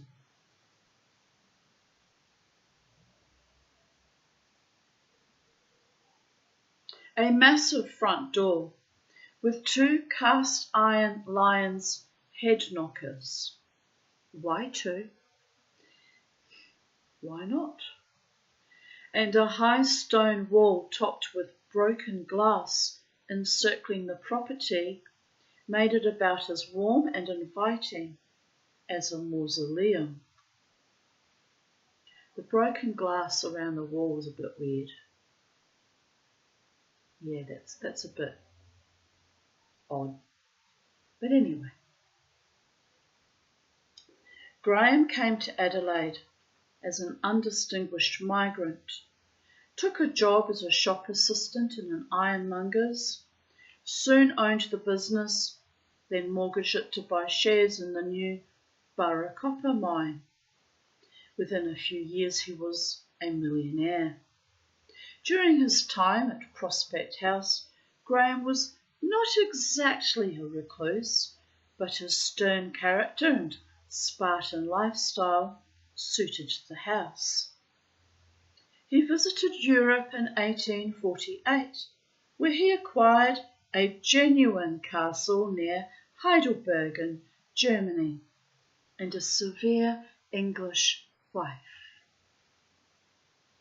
Graham sold Prospect House in 1853 to a brewer named Clark, who in turn sold it to Nathaniel Oldham, and it was during the latter's time that the house began to gain its reputation for being haunted. The ghost of a woman dressed entirely in black was often seen on the stairs, and 70 years later, Oldham's sons could still vividly recall their separate encounters with her. Some people suggested it was Mrs. Graham and that she had been murdered in the house by Mr. Graham. But as both ended their days peacefully in their German Schloss, which is German for castle, that theory is easily disproved. Another ghost, this time a lady fashionably dressed in white satin, began to visit the house. Occupants would hear a coach approaching on the gravel driveway, and then the white figure would appear at a window, tapping on the glass and motioning to be let in. She would then suddenly disappear, leaving her audience aghast. Moments later, delicate footsteps would be heard mounting the empty stairs. A third spectre, reputed to be the ghost of a servant who hanged himself in his bedroom, caused general panic whenever he appeared on the parapet walk. He was immaculately dressed, but headless. As well as these phantom figures, the old house was plagued by strange noises, bumps and creaks, mysterious tapping, groans and terrifying shrieks that hauled sleepers from their beds. Neighbours always avoided the house at night, taking long detours rather than pass its gloomy gates. Not surprisingly, the house changed hands many times during the remaining years of the 19th century. A succession of owners driven out by the ghosts or the difficulty of getting servants to stay. For a while, it was leased by North Adelaide Grammar and used as a dormitory for an overflow of boarders. But the combination of its ugliness and lurid reputation meant the house finally lay vacant. Decay set in, and by 1912 the old house was fit only for demolition. Neither the residents of Prospect or of Fingal in Tasmania regretted the passing of these notorious old houses, but maybe the spirits that occupied them did. Chapter 35. Keepers of the Flame. We're nearing completion, people of Earth. I don't know if we'll have time to complete this chapter, since we're at 2 hours and 13 minutes, but I'll give it my best shot.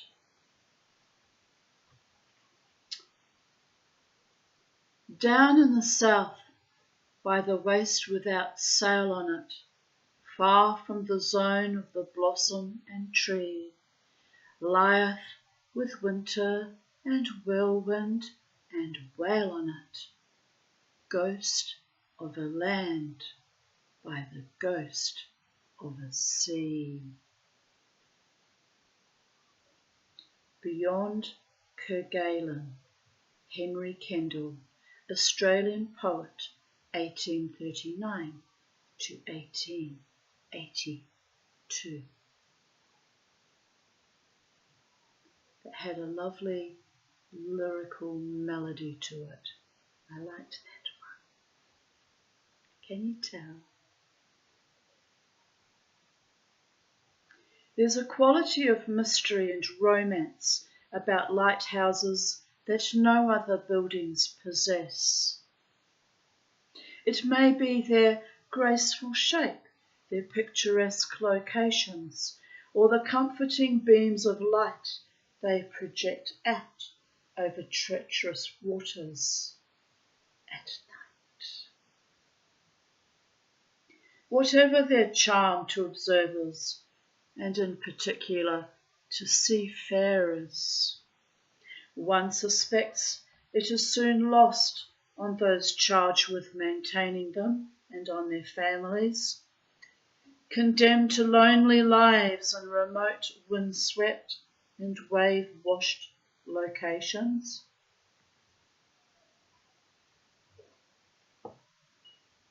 At last count, there were about a dozen lighthouses around the coast of Australia, laying claim to being haunted. The following is a sampling of their spooky stories. The 138-year-old lighthouse that overlooks Belmore Basin at Wollongong is the haunt of two ghosts. Pilot William Edwards, who guided thousands of vessels in and out of Wollongong Harbour and who drowned when his boat capsized during a storm, is said to walk the observation deck at the top of the lighthouse on stormy nights, watching out for ships in distress. His companion is George Smith, lighthouse keeper during the 1920s and 30s. Smith was a familiar figure in the streets of Wollongong during his lifetime. Tall, straight-backed, even in old age, and always willing to tell anyone who asked how he lost one hand and forearm while working as a sugarcane cutter in Queensland. Every evening at dusk, George would climb the spiral stairs to light the enormous revolving lantern at the top of the lighthouse, content in the knowledge that his work was averting disaster and saving lives. George Smith died 60-odd years ago, but some say he still climbs the stairs every evening. Hollow footsteps, slowly climbing upwards, have been heard many times, and wet footprints found on the stairs when the lighthouse has been securely locked. That William Edwards is seen and not heard, and George Smith heard but not seen, may account for why these two salty spirits seem happy to share their confined haunt. Split Point Lighthouse at Aireys Inlet on the coast of Western Australia has a much longer reputation for ghostly goings-on, and given its colourful history, that is no surprise.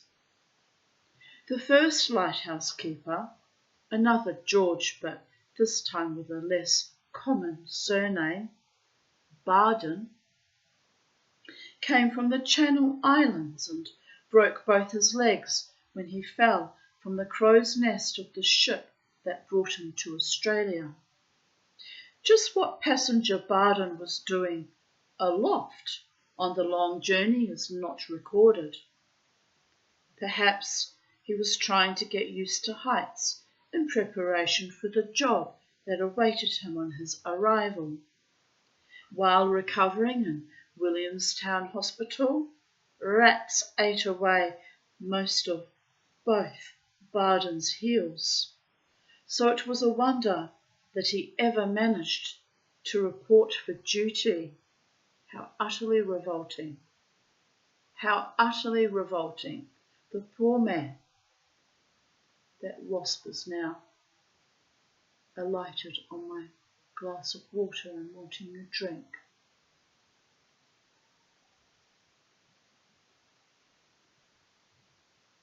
Yes, he's climbing down to drink out of what's left of the water in my glass. Oh, bless. Well, I don't begrudge him a drink of water. It's a hot day, even for wasps. As long as he doesn't sting me. I should take umbrage at that. He stung me. But he won't. I know he won't, because I'm a kind person. Wasps and bees very rarely sting me.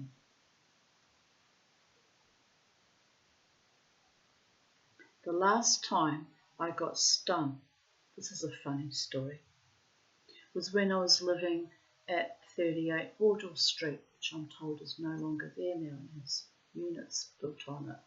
But anyway, it was a very old, very haunted house actually that I lived in. It's quite scary at times. But anyway, this particular sunny summer afternoon, I was wearing a very long gypsy skirt that reached right down to my feet, almost to my feet. Are you happy now, Mr. Wasp? Rubbing me his antennae. He enjoyed that drink. But anyway, the bloody hornets, I'm not fond of hornets. They're vicious creatures. A wasp will give you fair warning, but hornets... Anyway, so I was walking, I kept hens and chickens in those days. So I was walking through the grass, and the grass needed mowing, so it was fairly longish. And I didn't see the hornet nest or where they came from, but 3 or 4 of them found their way between my legs, inside my skirt, and bit me from my ankles all the way up to my vulva. It was very, very painful. And I screamed. I mean, I had undies on, obviously. But anyway, I screamed hell for leather because they were stinging me all the way, all up my legs. And I was jumping about, screaming, trying to get these hornets out of my skirt. Do you think I could get them out? Because it was a very long, very full crinoline style type gypsy skirt.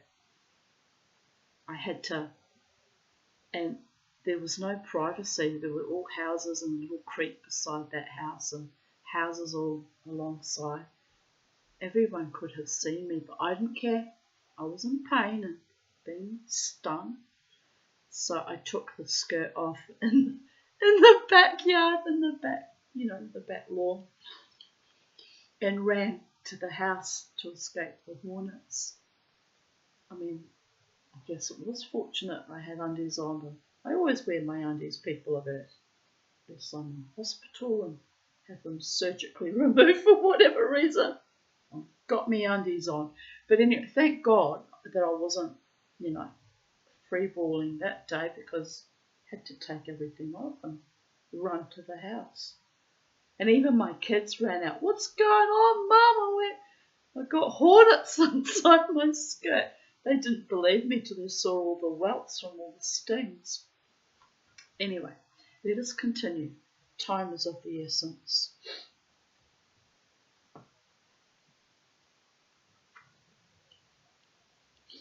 A later keeper, Richard Baker, with the odd middle name of Joy, also assured himself a place in local history by devising a way of spending his evenings in the local pub instead of keeping the light.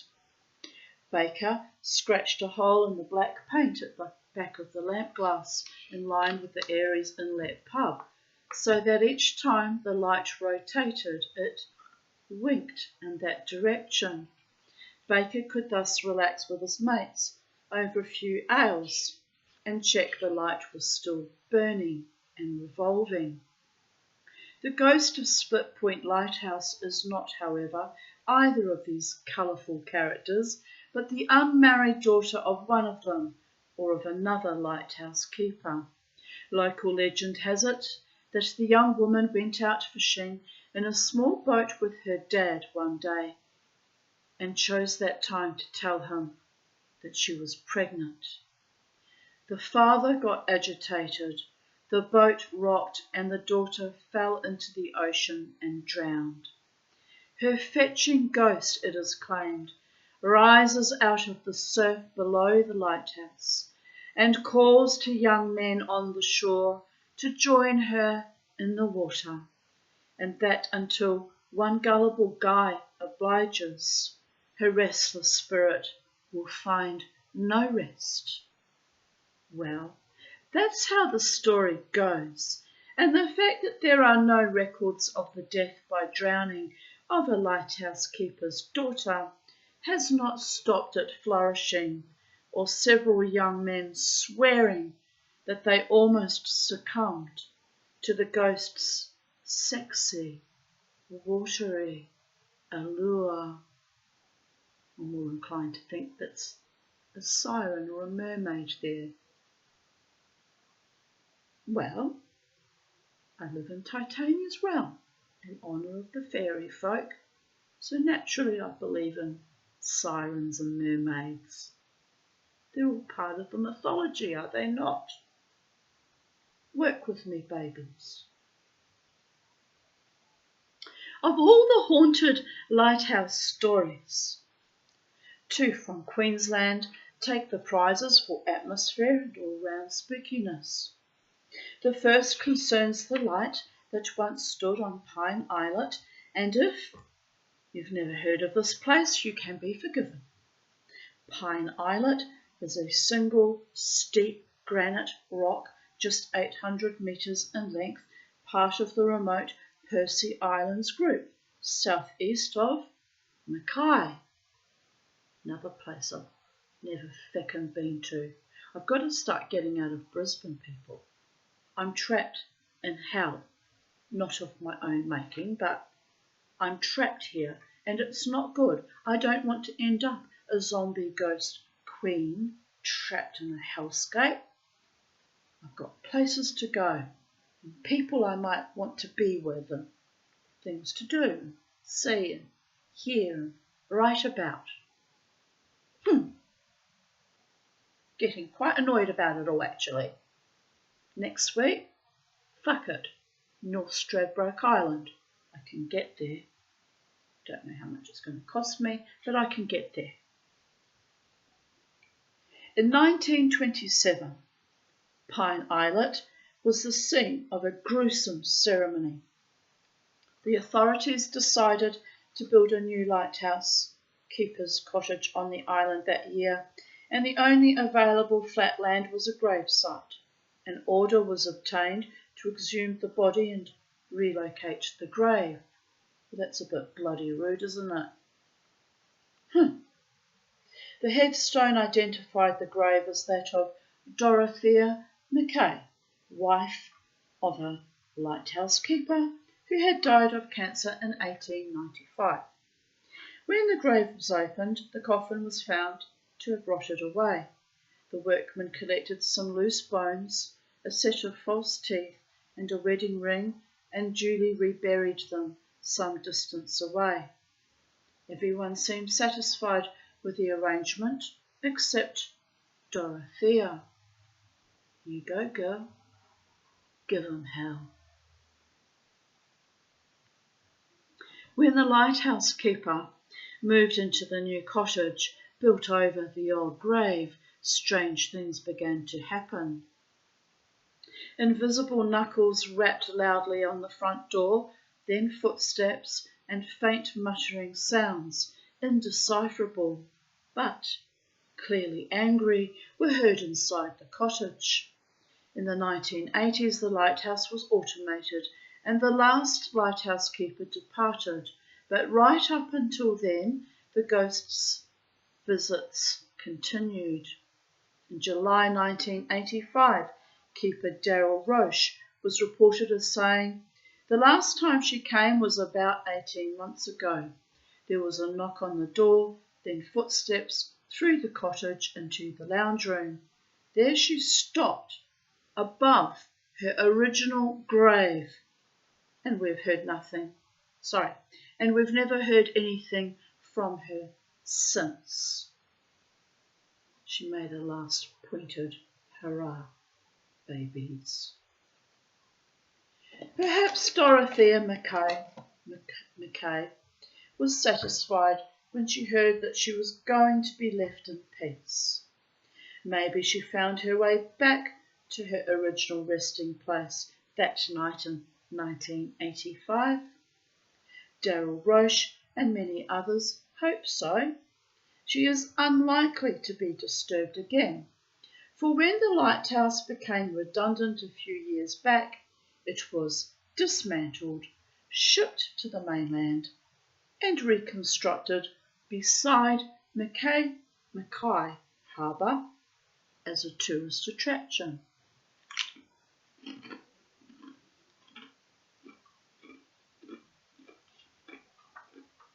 Am I going to finish on time?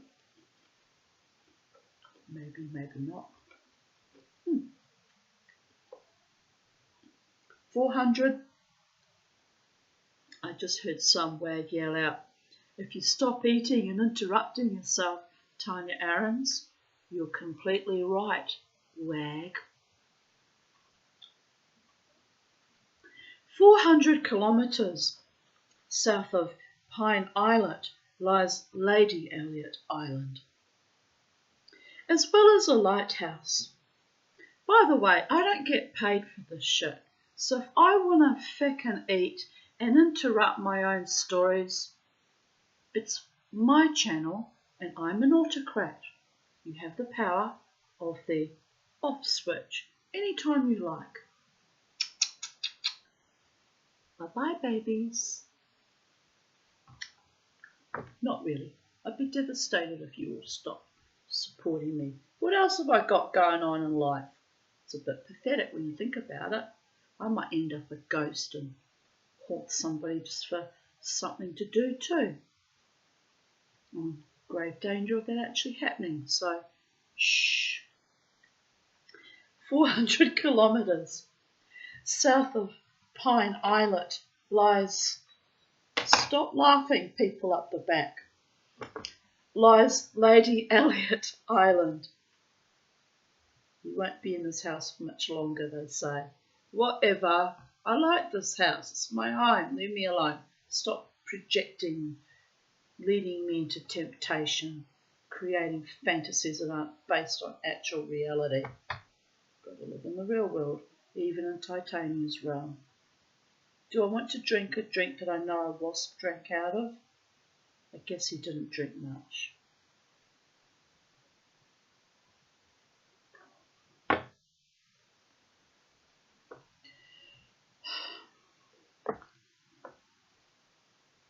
As well as a lighthouse, there's a popular resort on Lady Elliot, not as glamorous or as expensive as most barrier reef resorts, but richly endowed with natural attractions and some unnatural ones. One of the conducted walks on Lady Elliot Island takes guests up a narrow track to the centre of the island after dark to visit a tiny, well-kept graveyard. There are only 2 graves there, but each headstone tells a tragic story. One is the last resting place of 30-year-old Phoebe Jane Phillips, a relative of mine, daughter of the lighthouse keeper during the last decade of the 19th century.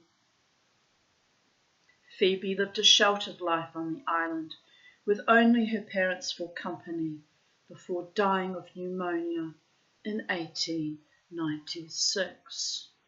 Oh, bless Phoebe. That's awful. What a sad and lonely life. God, if I'd been left with my parents till I was 30, I would have suicided. And they did as it was. Oh, they were evil. They were evil. They really were. That's why I'm a bit squidgy to this day. Anyway. The other grave is that of Susanna McKee, wife of a later lighthouse keeper. Susanna McKee came from Ballyganaway in Ireland and bore her husband Tom 4 sons before accompanying him to Lady Elliot Island. Susanna found living conditions on the island harsher than she expected. Supplies had to be brought by ship and were invariably late. Meat and other perishables would not keep. The living quarters were cramped Spartan and windswept. Medical attention was unavailable. Loneliness, boredom, and the sense of isolation weighed heavily on Susanna's mind. After her youngest son went off to boarding school in Rockhampton, she decided she could stand the conditions no longer. On 23rd of April 1907, she put on her best dress, her good shoes, and her favourite hat, walked out onto the guano loading jetty below the lighthouse, and threw herself into the sea. There were rumours at the time that John McKee had pushed his wife off the jetty, but no one could prove murder. Tom recovered his wife's body and buried her beside Phoebe Phillips on the hilltop. But for some reason, Susanna McKee did not rest easy in her grave. Well, she was Irish, and she clearly had a lot of unhappiness. Need we say more? The first recorded sighting of a woman fitting Susanna's description dates from the late 1930s. The keeper at that time, Arthur Brompton, looked down from the lighthouse balcony one evening and saw a female figure dressed in turn-of-the-century clothing walking between the lighthouse and the three cottages beside it. Brompton's young daughter Margaret also recalled, years later, "I often felt the presence of a stranger who I sensed was a woman watching me or following me about during all our years on the island, and I heard sharp, light, ghostly footsteps echoing in the lighthouse so many times I lost count. I grew up fearing that one day whoever it was that was watching me and making those eerie sounds would chase me up the stairs and push me off the balcony at the top of the lighthouse. Fortunately, that didn't happen, but the Brompton story had a curious sequel. When the family were returning to Brisbane in 1940, the captain of the ship they travelled on showed them some photos of people who had lived on Lady Elliot Island at different times. When he produced a photograph of Susanna McKee, Arthur Brompton recognised the woman he had seen. Readers interested in seeing that photograph will find it on the Lady Elliot Island Resort's website. Like the one on Pine Island, the Lady Elliot Lighthouse was automated in 1985, and staff at the newly established resort took over the few duties that were needed to maintain it. The last lighthouse keeper handed over the three cottages to the resort's operations manager, and a multitude of strange things have occurred ever since then. The operations manager told how, on the night of the handover, he and the lighthouse keeper heard strange footsteps in one of the abandoned cottages. Two of the resort staff moved into the same cottage soon after, a groundsman and a chef. After they finished moving their furniture in, the two men decided to take a break and sat on a tractor parked in front of the cottage. It was an unusually still afternoon, with hardly enough wind to stir nearby trees. Suddenly, an empty plastic ice cream container came flying out of the front door of the unoccupied cottage and landed at their feet. At dinner that evening, the pair told their workmates about the flying container and were told the story of the mysterious footsteps.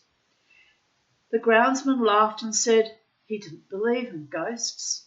That night he was hurled bodily from his bed in the cottage and landed on the floor with a bone-shaking thud. After that, he slept on the veranda.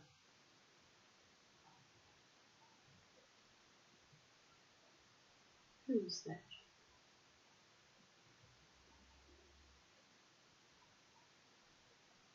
No one I know.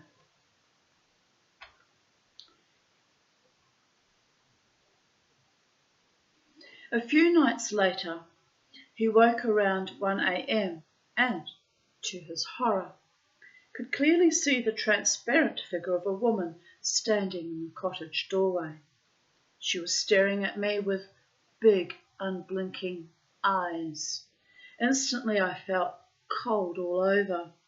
Goosebumps rose on my skin, and the hair on my arms and legs stood up like bristles on a brush. I also had the strange feeling.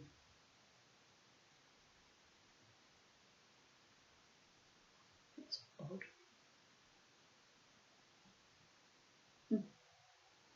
I also had the strange feeling that I was fixed like a specimen on a microscope slide, and that this thing was studying me like I was some kind of freak.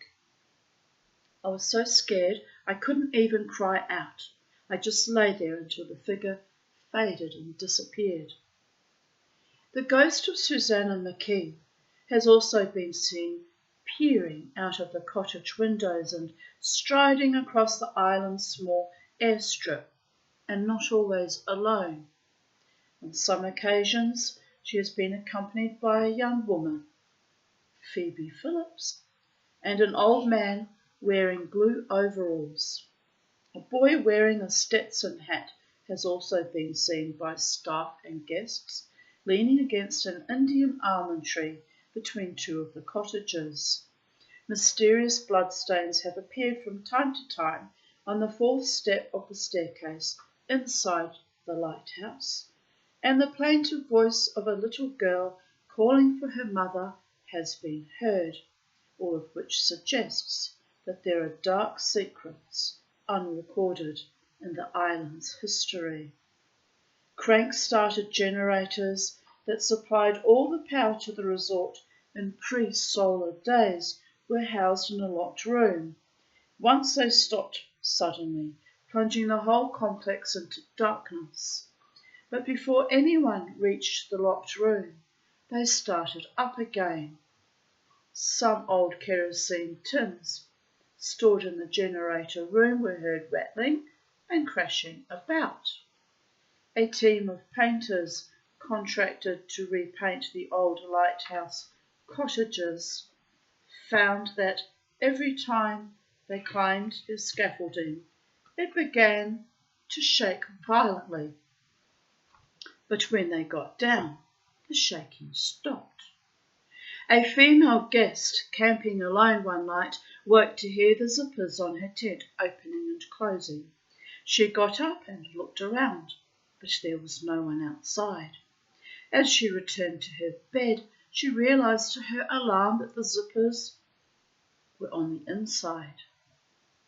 In the bar of the resort, a glass tumbler spontaneously imploded moments after a guest finished drinking from it.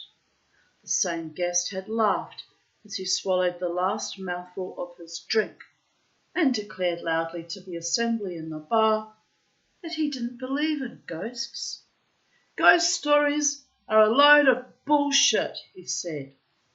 He, like many other skeptics who have stayed on the island, is now a convert.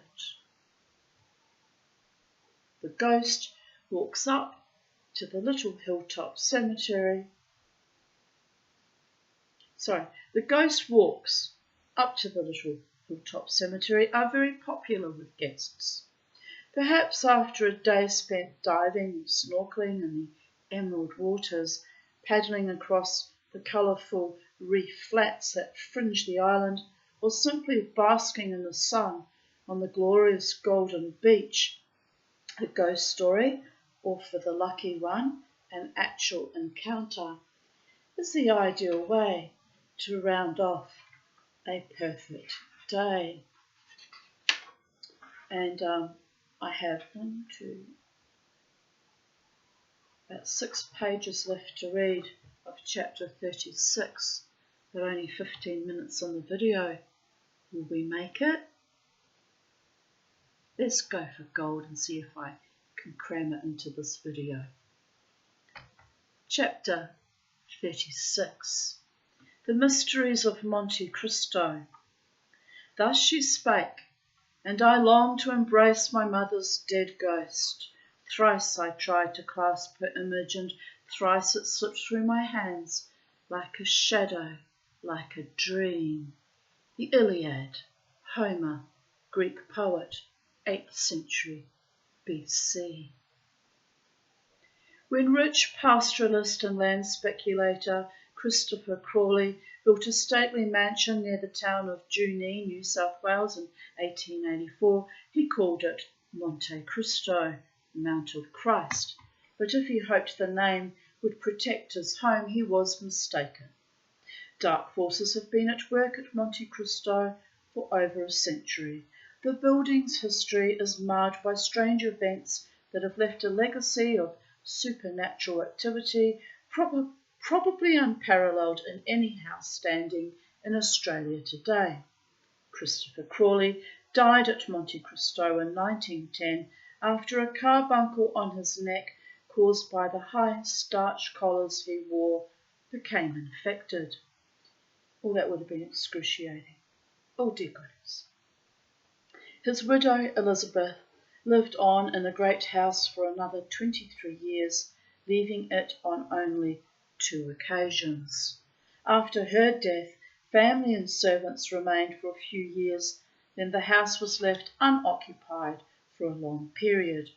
Thieves, vandals, and the elements almost destroyed it, and then in 1963 it was bought by Reg and Olive Ryan, who took on the enormous task of first making the house habitable for themselves and their young family, then restoring it to its former glory.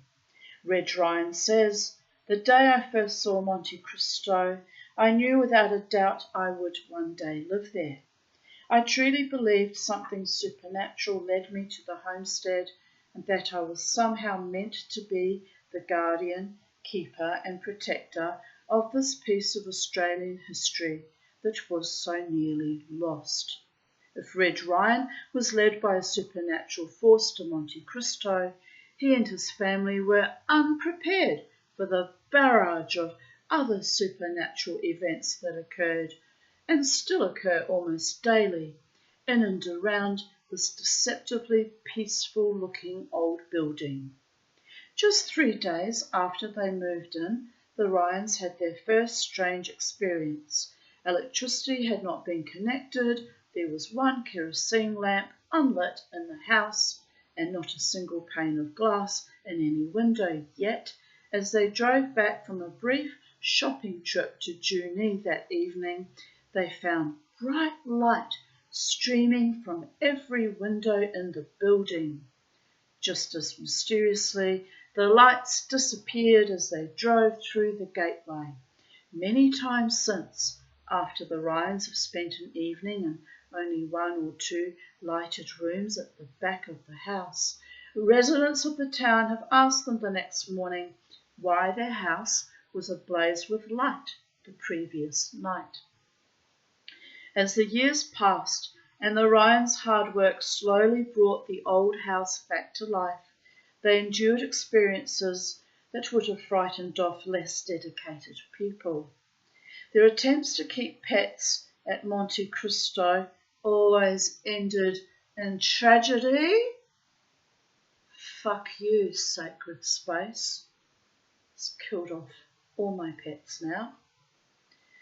Most animals would not. Don't you answer me back. I'm not happy with you killing all my pets. Feel this anger reverberating back at me. No, no, and no. Ruined my life. Caused me untold misery. It's time I left you to rot in your own cesspit. Sacred space.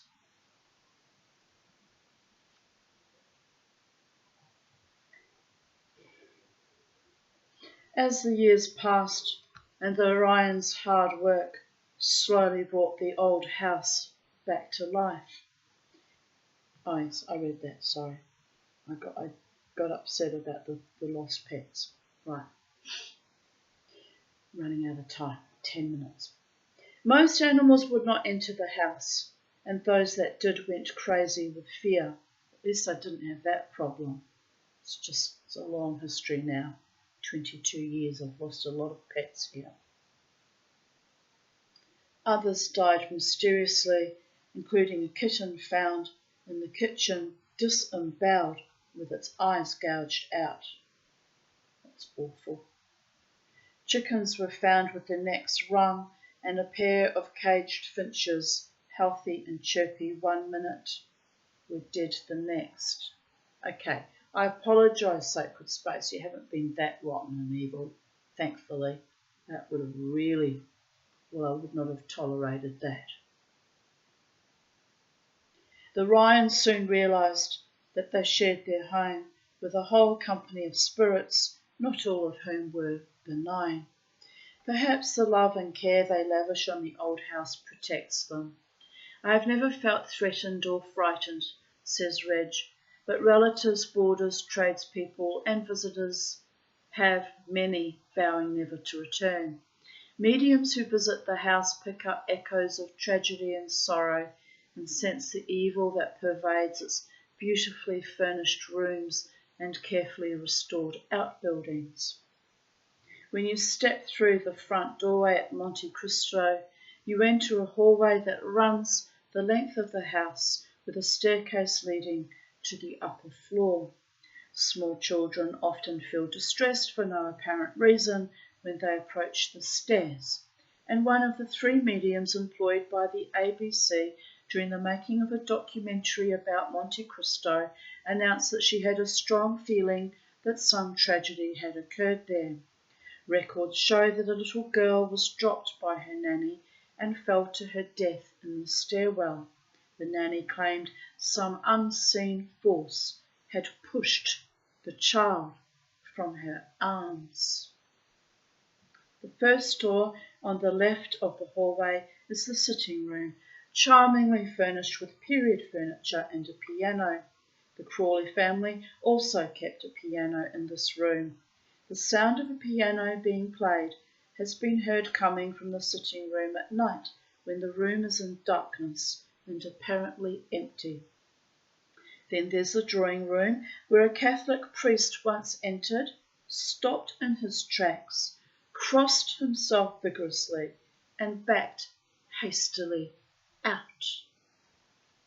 Other people get visibly distressed when they enter the drawing room, one elderly lady crying uncontrollably until she was led from the room. A teacher who visited the house on a school excursion in 2010 reacted the same way. Objects move about mysteriously here. Tapestries, carefully hung one day, are found rolled up against the wall the next, and expensive ornaments from the mantelpiece have been found on the floor beside the door. I'm not going to be able to finish this story by the end of this 3 hours. I've got 6 minutes left. What shall I do?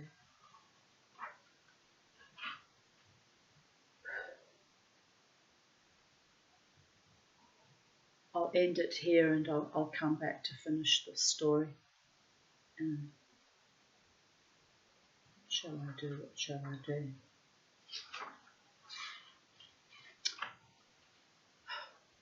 I'll keep going. In one small bedroom, the figure of an old lady dressed in black has been seen by one of the Ryan's daughters and by another of the 3 mediums, who described the old lady as standing beside a large silver cross. The reminiscences of a former servant who came forwards after the television documentary was aired revealed that the room had originally been a box room, but after the master's death, Mrs. Crawley had had it converted into a private chapel. The medium was convinced it was the ghost of Elizabeth Crawley, He had seen and said that she had ordered him to get out of her house. Fair enough. The boys' bedroom nearby also had an alarming effect on people who enter it.